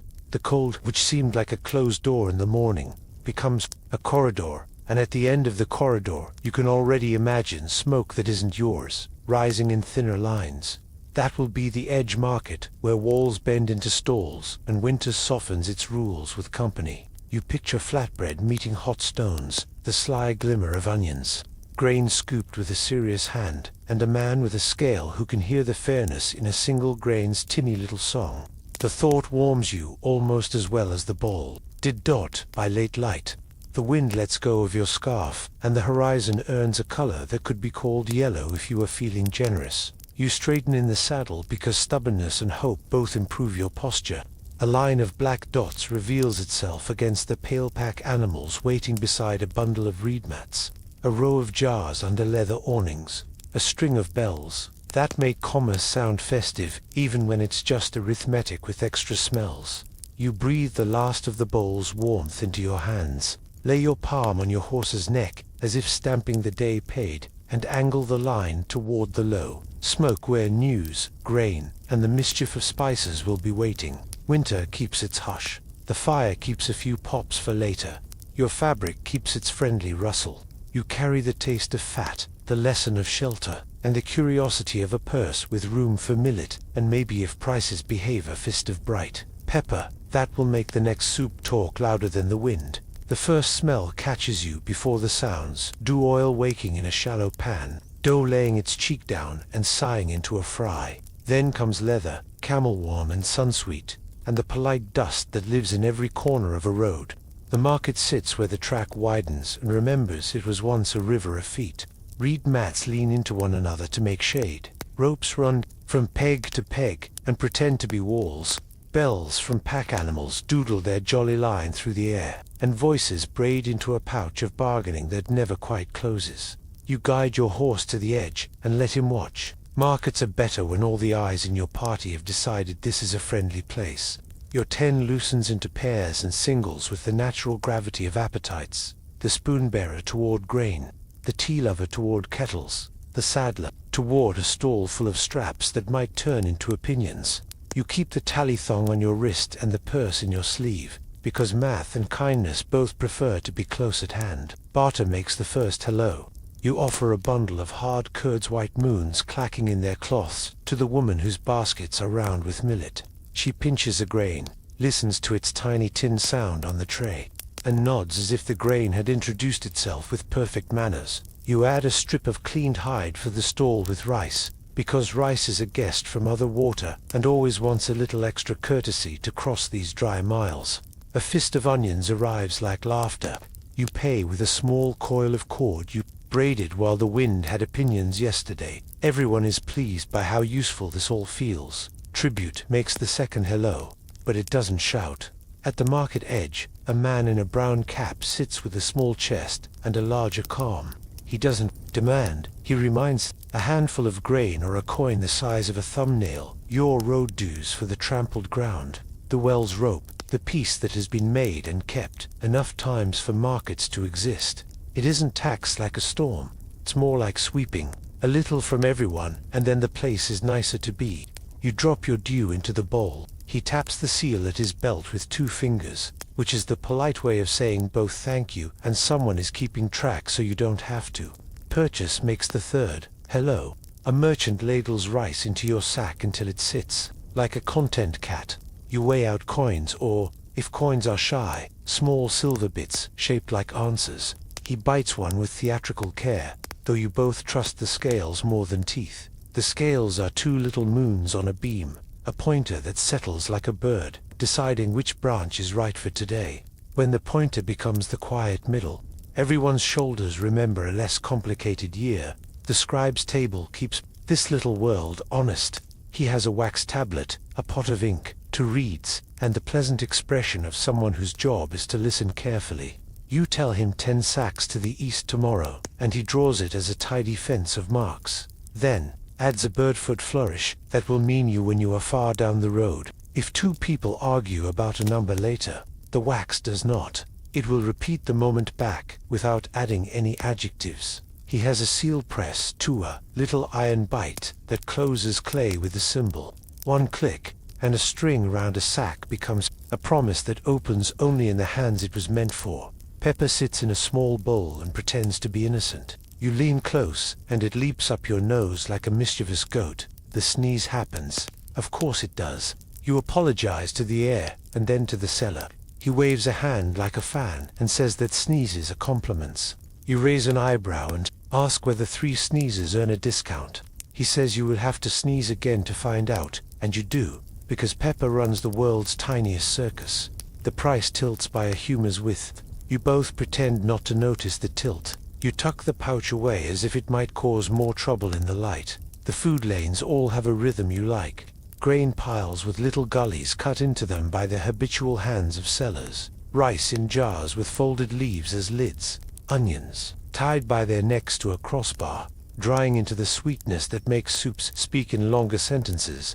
A woman pats cakes of ground millet into oil. The edge is crisp, the center stays tender, and you accept one because refusing would offend the frying pan. The cake tastes like patience that got a little lucky. You barter 2 curds for 4 cakes, and the scribe writes nothing because friendship is not taxable. Some stalls smell like iron warmed by hands. Others smell like felt and soap. A few announce leather that has learned to be straps instead of animals. A camel leans its long opinion into a patch of shade and says something that sounds like the word for taxes in a language you don't speak. The market laughs, because impersonations are the same everywhere. Kindness, pretending to be mockery, so mockery can find a seat further away. You scratch the camel under its jaw. It decides you are acceptable and forgets you immediately. Your 10 has jobs, and they are as familiar as your own heartbeat. To measure grain with the merchant's standard scoop. Not because you can't count, but because identical scoops anchor trust. 2 more check water skins for sound stoppers, and the smell that means wells have been polite to them. One friend tests ropes by leaning into them with a hip. Another squints at the spare girth and decides the stitching will live to see grandchildren. You pick up a clay seal for the salt jarrer, tiny disc with a horse scratched into it tanned. Imagine it clicking shut beside fires to come, a little poem of proof in your pocket. News is also a ration. You gather it the way you gather onions, loosening it from talk with patient fingers. A trader from the north says the bridge is still sulking, but a new ford has learned to behave. A woman from a town where the wind walks differently, says a clerk, has been taught to smile, which is more precious than rice on some mornings. A boy says a track to the west is haunted by goats with ideas. You translate that to mean steeper than it looks, and add a day to your guess. Your ledger can't write smells and gossip, but your mind can, and it stores those along the edge of the page. You explain, lightly, to the new rider, how tribute and trade and purchase move together like 3 horses abreast.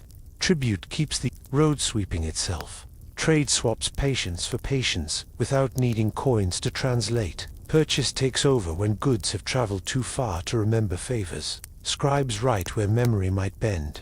Scales measure where hands might forget fairness. Seals click where promises need help remembering who they belong to. None of it is complicated. The market just likes to be reminded that humans invented simple answers and are still allowed to use them. The spoon bearer returns with a grin and a scoop held like a scepter. Official scoop, an unofficial generosity, he whispers, and you give him a look that means we saw. He pours grain into your sack until it sits with that pleasant slump that suggests contentment without laziness. The scribe scratches down the amount. The seal bites a string. The debt you owe the future shrinks in your chest. You tie the sack with a knot, your fingers know, and pass it to the combact horse, who never argues with math. The spice seller watches you pass, and lifts the little pouch again, a stage magician revealing the same coin twice. You shake your head and sneeze once more, purely ceremonial. He laughs and adds a pinch to your pouch as a gift for being a good audience. For stew morale, he says, and you promise to tell the stew it has fans. You don't stay long enough to collect mischief. Markets accumulated in corners like leaves. Before your horse forgets, you are a traveler. You settle accounts with the tribute man, nod to the scribes, and let the bell music of the camels write a goodbye line through your ribs. The road prefers you when you leave smiling. You leave smiling. Your 10 walks the goods back to the shallow dip, where the felt still remembers being a whip rate.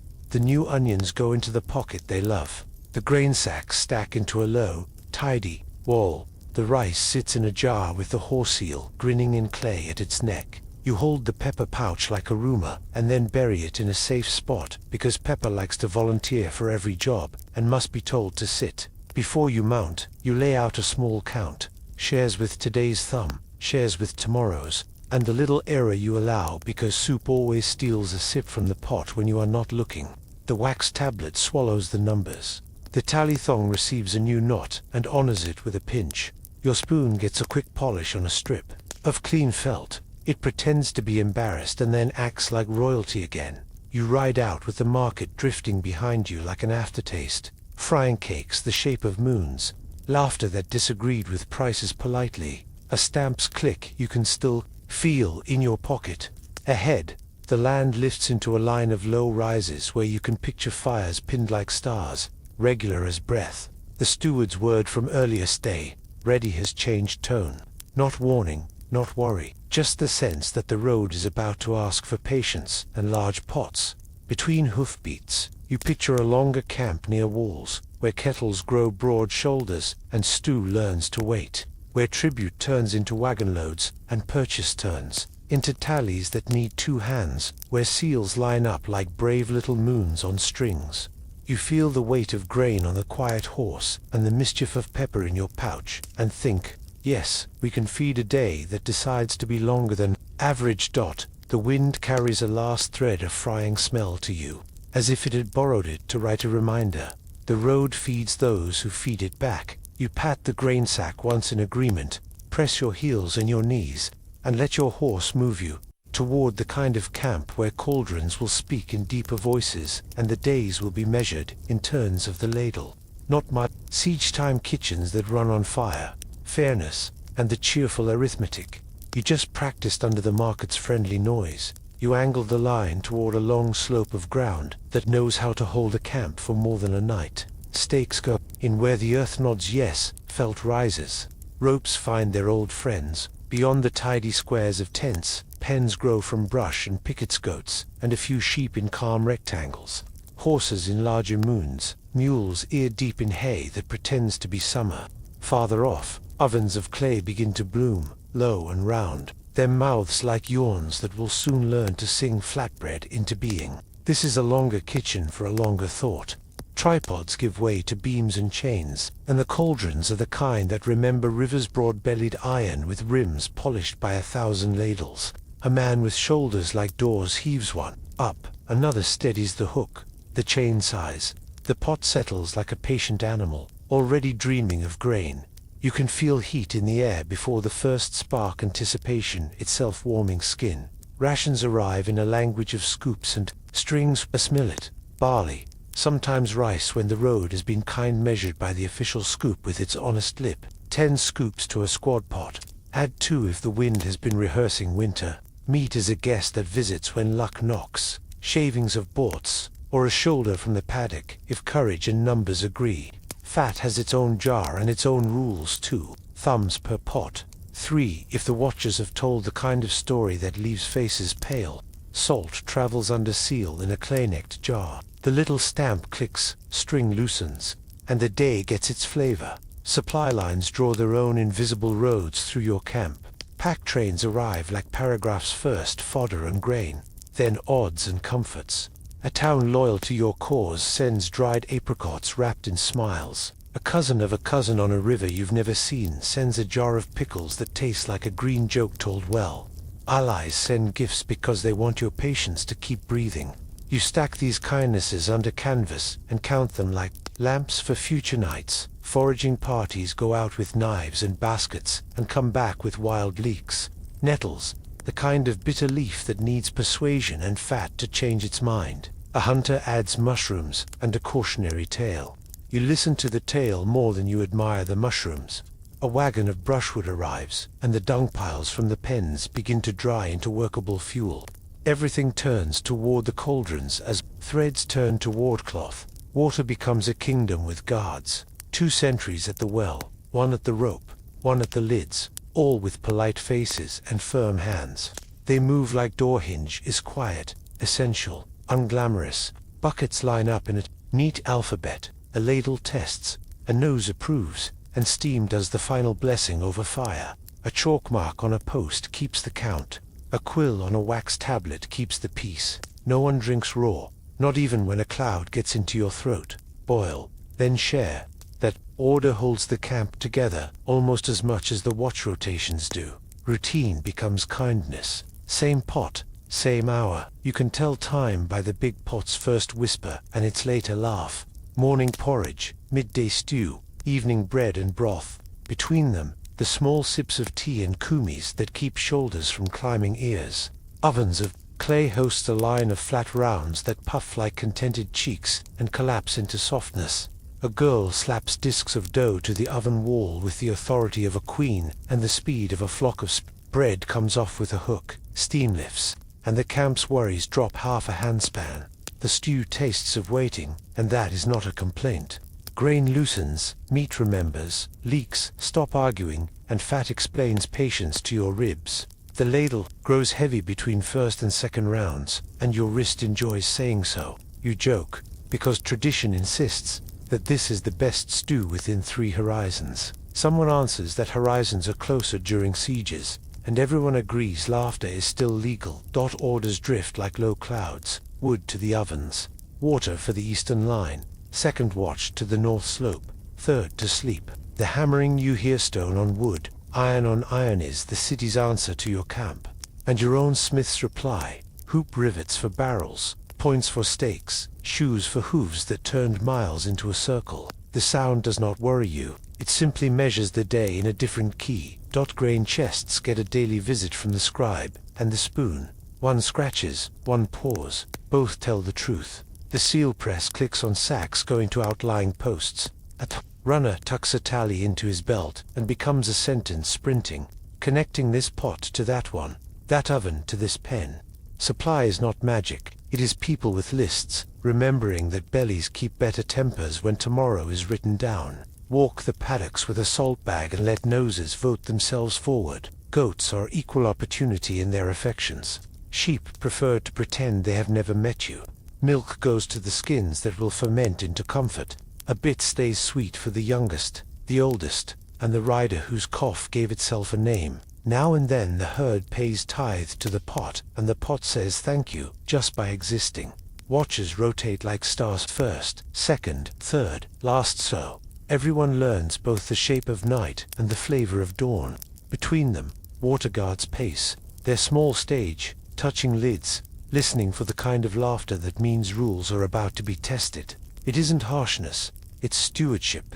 You pass with your bowl and your thanks, and try not to be the person who says, just this once. Just this once is a hole that turns into a well. Sun lines shorten, shadow grows long and less dramatic. The big pot keeps its promises. A simmer at 10, a boil at 12, a ladle hollow at 13.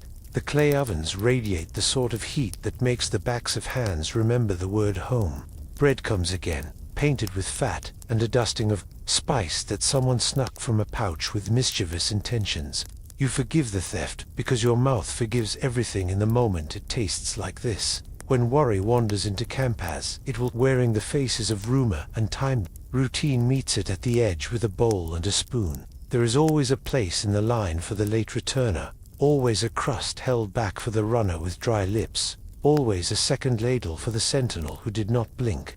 The stew has room for these additions. It has been practicing room all day. At the far end of the rows, a healer's tent keeps its door lintel low, so people duck humility into it as they enter. You pass and see the small, quiet sign that means broth is being measured for throats that do not want food, and tea is being salted for those whose breath is too thin. Fermented milk rests in bags along the shaded side, gathering its fizz like advice. Rules hang beside the doorway, not like swords but like scarves. No raw water, no smoke inside, warm feet before warm pride. No arguing with a fever, no sleeping near the dung stacks. Clean the ladle, then your hands, then your jokes. You smile. You have broken fewer of these rules than you feared, and more than you admit. Care moves like a second supply line. Nerbs cloth, clean water, gentleness. You send a bowl across and it returns empty with a nod written on its rim. The next part of the day will belong to the pestle and the mortar, to warm broths and quiet cures, to customs about fire and water that are older than anyone with a name here. But first, the big pot asks for one last stir. The ovens ask for one last sweep. The paddocks ask for another loop of the hand. You make the loop and feel the camp breathing evenly now.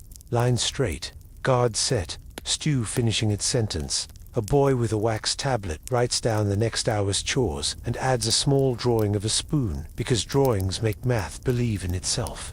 You tuck your bowl under your arm and sip the last of the broth that tastes like patience. Put on a stove. The night's first orders fall softly. Lamp covers on. Ashes cool. Quiet fires only. You answer each with a nod and find yourself headed toward the healer's low door, the place where steam smells like kindness and the rules hang in a breeze that forgives.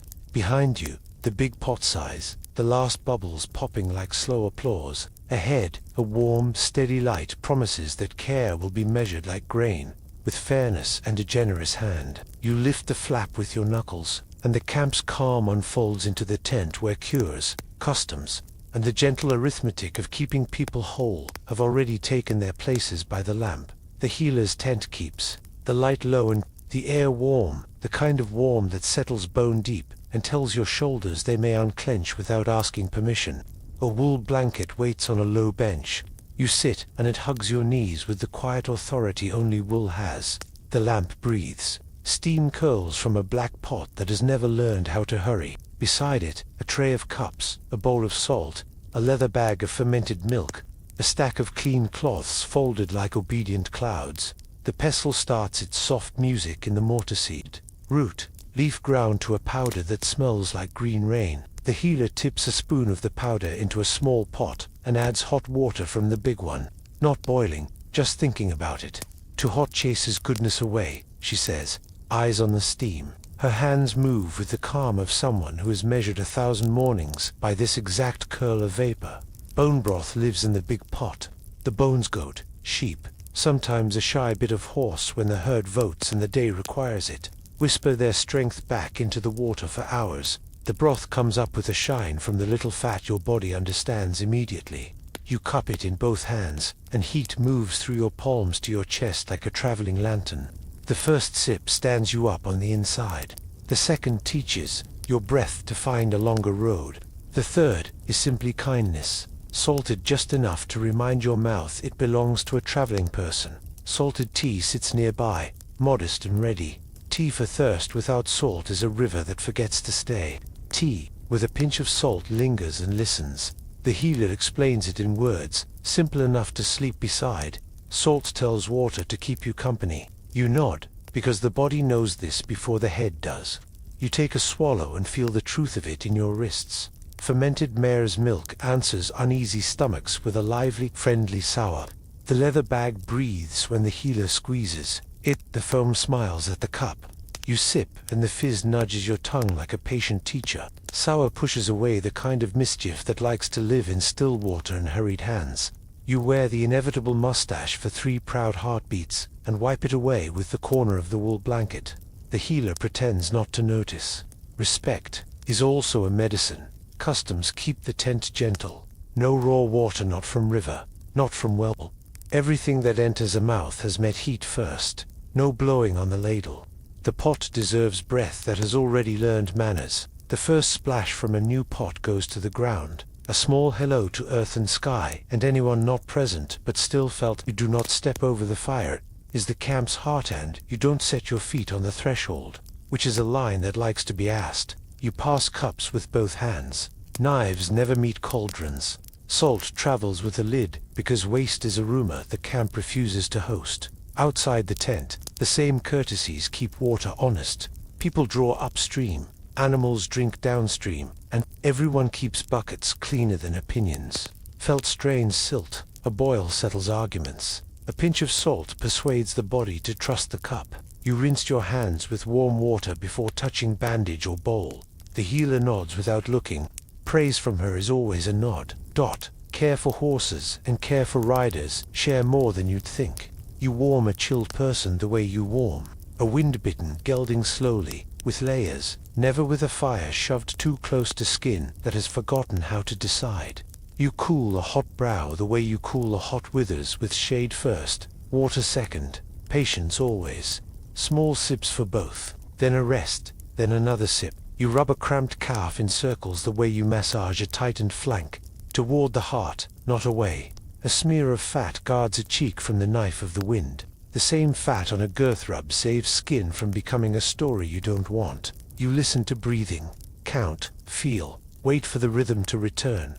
Horses tell you their truth through nostrils and ears. People do it with fingers and eyes. Both truths are worthy. When cuts happen as they do, because metal is honest, you clean with boiled water that has cooled to the temperature of reason. If you are lucky, a dab of honey keeps the place gentle. A resin salve keeps edges from sulking. A strip of clean cloth keeps dust from trying to be a doctor. The healer's kit is not a chest of miracles. It is a drawer of small, Faithful things that work most of the time, if hands remember to be clean and minds remember to be kind. You watch her grind seeds again. The mortar's rough stone kissing, the pestle in slow circles. The sound makes you drowsy in the good way. She spoons the powder into a cup and adds broth to make a drink for a rider whose voice went thin in last night's cold. Warm before strong, she says, and then strong comes sooner. The rider drinks, eyes closing, shoulders forgetting, to guard their ears. Taboos around sacred things keep the tent quiet and the camp unconfused. You do not sit with your feet toward the little blue scarf tied by the lamp. It remembers vows. You don't speak loud names near the bundle of herbs, hung high. Some names work better when invited softly. You don't sleep with your head where the mare's milk bag hangs. Fizz does not enjoy dreams, and you never ever mock a charm on a person's saddle. If it keeps their hands steady, it keeps your life simpler. The tent flap lifts and brings in a breath of colder air, and a murmur from outside orders turning into chores, chores turning into comfort. A young herder ducks in with a question stitched all over his face. The healer answers by handing him a strip of felt and a jar of fat. "For your mare's face," she says, "and your own." He laughs, surprised to be included, and leaves with the particular dignity of someone whose worry has been given a task. You help where hands are better than eyes. You measure salt with 3 fingers curled together. You count heartbeats while the broth decides whether to whisper or hum. You hold a cup while a cough shakes its stubbornness loose. You fold wool over toes. You check the edge of the hearth to make sure no ember thinks it is a traveler. The healer's low voice keeps time with the mortar. Clean first, then warm, then feed. The order could be a prayer. Today, it's just the agenda. Outside, a messenger speaks with the quartermaster in the tone of a map learning to be faster. The word finds its way under the flap. Riders, tomorrow, letters, speed. Your mouth remembers a taste that belongs to the road between places. The hot cup, handed from a stranger who knows your name because it's written on your saddle strap. The fresh horse that pretends you are old friends. The stamp thump that says a message has been trusted to legs. Relay stations, waiting like commas in a very long sentence, already glow in your mind. The healer sees the tilt of your head toward the sound and smiles at your bowl. "Finish," she says. "Fast miles. Begin with slow spoons." You obey, because she outranks urgency in every camp that intends to last. A boy brings in the leather milk bag to warm by the hearth. The bag makes its small, agreeable creak when it settles. "Stomach," the boy explains, patting his own, and the healer nods him to the ladle. You think of the relay posts and how they, too, begin with a ladle and a rule. Rider in, cup in hand, horse doused and rubbed. Next mount ready before the story in the cup ends. Speed is just care with shorter words. The tent flap lifts again. A water guard asks for salted tea for the night rounds. The healer gives him a skin and a look that says, "Share before you sip." You watch his hand, find the strap that keeps the skin high and warm under his cloak. Practicality always did love company. The healer turns to you and places a small packet in your palm-dried leaves and a pinch of crushed seed wrapped in cloth. "For breath," she says, "add to hot water, smell before you drink." You nod and tuck it into the pocket where important small things never get lonely. She places a second packet on your other palm. "For your horse," she adds, "same rules." You grin. You are a rider again. In that moment, not only a patient, your spine listens and quietly stands taller. Steam chooses new shapes as the big pot size. The lamp tic-tics as oil decides to be useful for another hour. Outside, hooves thud the way thick wool sounds when folded soft. Certain you lay your bowl down and fold the blanket with more reverence than it asked for. The healer takes it and pretends not to notice your excessive manners. A kindness given room always grows. You duck the tent flap and the cool evening licks your face. Night has braided itself between tents, and the camp glows at the edges. The relay word moves through the ranks. Posts stocked, mounts ready, ledgers open, stamps warm. You picture the line of stations ahead, each one a small hearth, with big and tenty steaming. Ladle ready, fresh tack, oiled. A scribe with a wax tablet and the universal squint of someone who loves exact arrivals.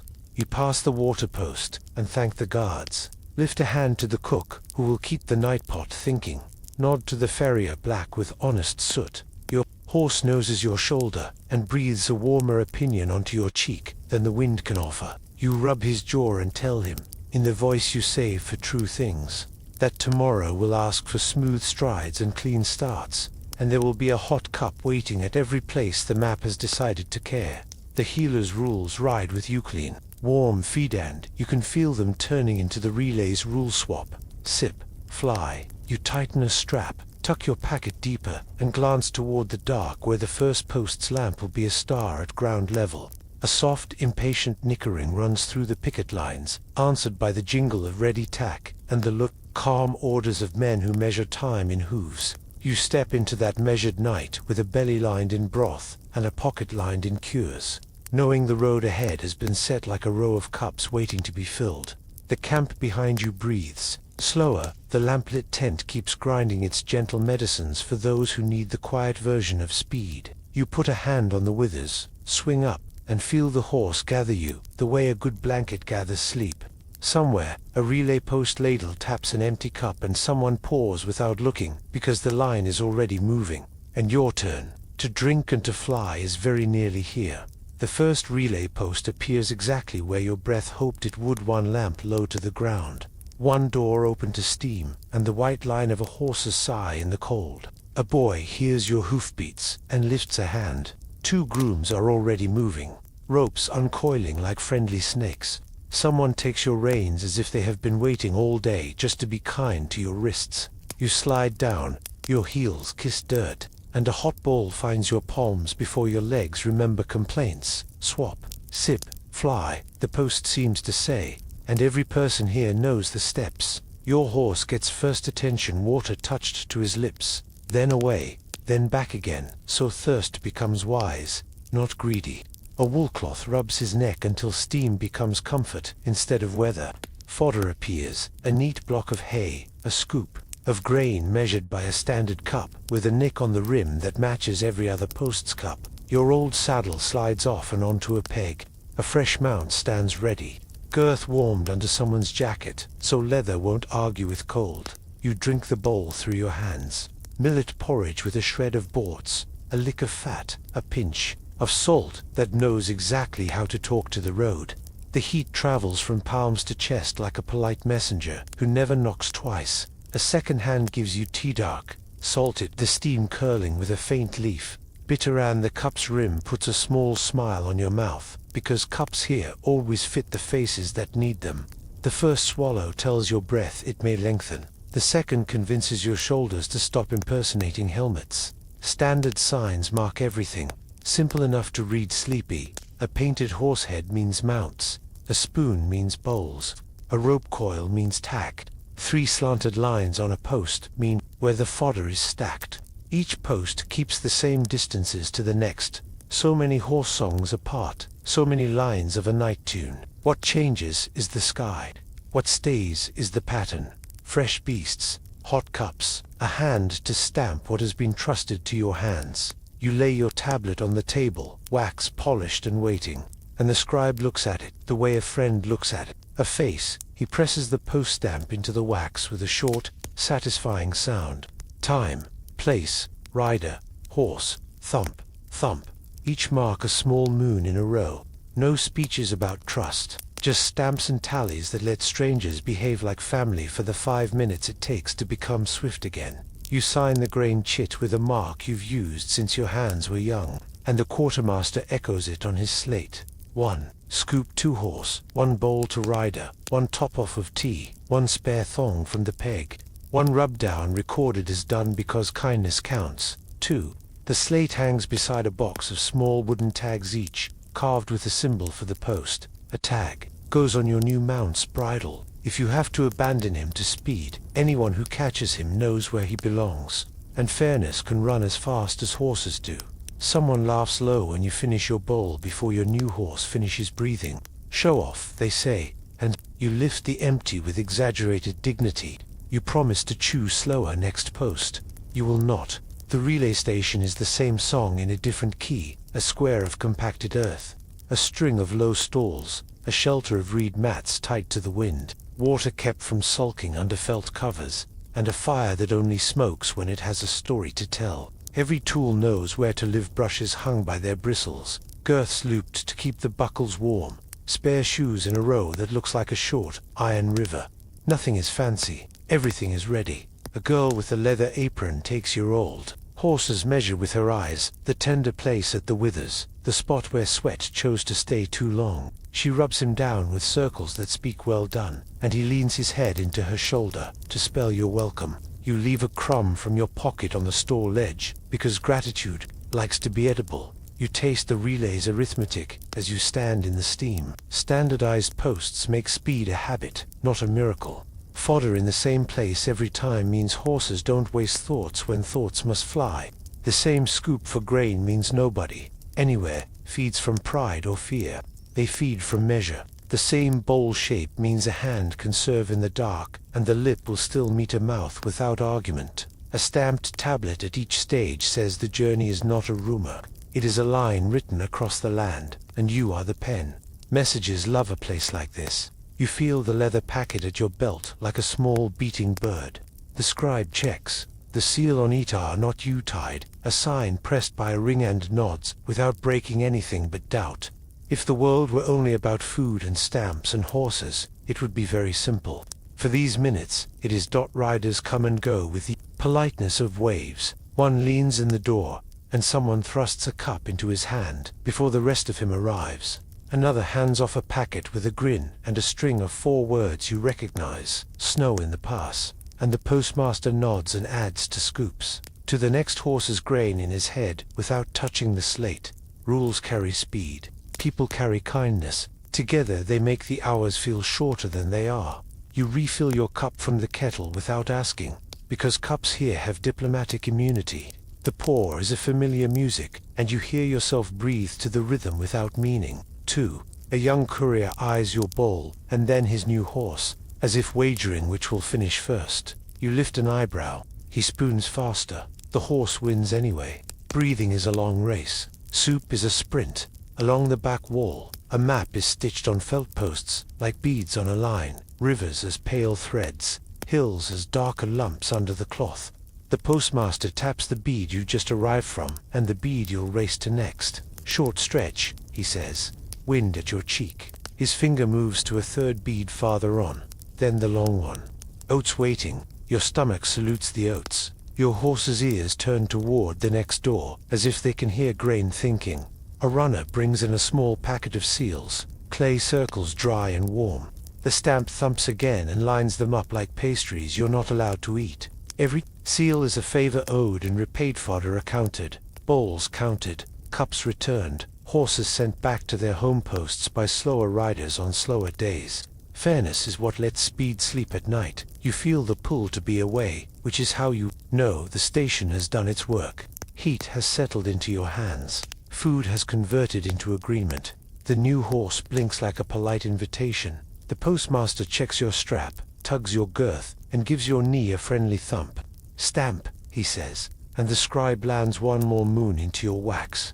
The ledger takes your mark with the soft arrogance of a book that will outlive all. Of you, a boy reaches up with a ladle for the rhoda-lidded cup of broth, a pinch of dried greens pretending to be fresh, a wink, as if he added victory. For the gap, he says. You hook the cup to your saddle where a hand remembers it in weather. The next rider in line has your empty bowl in his hands. Before you can be sentimental about it, you swing up, and the new horse gathers you like a letter being folded carefully. The first 3 strides are always a translation. Then you're speaking fluently again. Hooves drum the dirt. The post door narrows behind you, and the lamp becomes a small star at your back. The steam in your scarf carries the last whisper of tea. The stamp's echo seems to travel in your chest. Between posts, the land spreads like an unrolled sentence. You mark the distance in sips. The cup rides warm against your knee. You tilt it up on the flat, tuck it under on the rise. Finish it as the wind begins to practice being difficult. You chuckle, remembering the wager from the bench, and tell the empty lid that the horse wins again. The horse, being a horse, accepts your praise without pretending to understand. The next station repeats the kindness with different faces. This is the comfort of the road, when empires think in hooves. sameness where it needs to be, surprises only in weather and jokes. You hand over the packet for stamping, swap sweat for steam, watch another horse learn your name without spelling it, and let the post send you on with hot courage inside. The stamps in your wax line up like a row of small victories. The broth does the same in your bones. Here, the talk is thinner and quicker, news compressed for speed. Bridge out, a rider says. Goat forward, another answers. Good footing, a stable hand adds. Pie at the third post, if you look grateful. You commit gratitude to your face in advance. The scribe pretends not to notice and writes your future on the slate with the charisma of a short story. There is humor at speed, but it never trips your feet. You learn to laugh with your jaw instead of your belly, so breathing can keep its appointment. You learn to wave with two fingers so reins don't have to go into long discussions about trust. You learn to thank without stopping, and the posts learn to hear thanks in the thump of a stamp, the return of a cup, the way a rider sits for a heartbeat taller after a bowl. Past the third lamp, past the fourth, the line you carry becomes a thread in your hands, taut and singing. Somewhere ahead, the thread will tie itself to a tent the color of decision, and the packet will empty into ears that can turn words into orders and orders into oaths. You can already taste the different steam of that camp. Meat heavier, bread more generous, bowls set in long rows, cups raised and clinked in slow, satisfied chords. Victory meals wait for messages to arrive. Oaths wait for mouths not trembling. From speed. Your horse pricks his ears at a darker smudge on the horizon. Another post, another lamp, another bowl you will try and fail to make last longer than a horse's breath. You ease your fingers along the rein and let the trot gather into the kind of canter that keeps promises. The relay stations mark the road like heartbeat points.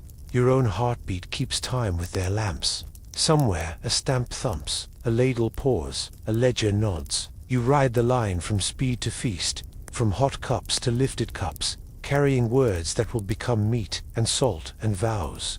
And you feel under the rush and above the steam how a simple bowl and a fair stamp can make a continent feel like one long warm table. Bowls bloom along a carpet like friendly moons, wooden rims catching lamplight, steam drifting up in cautious curls. You step under the big tent and the air changes. After battle quiet, the hum of voices trying on laughter again, the low heartbeat of a drum practicing patience. A server slides a bowl into your hands as if it had been measured to your palms. In another lifetime, the stew looks ordinary, which is how victory likes to dress. You take one breath of it and admit, in the privacy behind your teeth, that triumph improves flavor by something like 12%. Your spoon agrees smugly.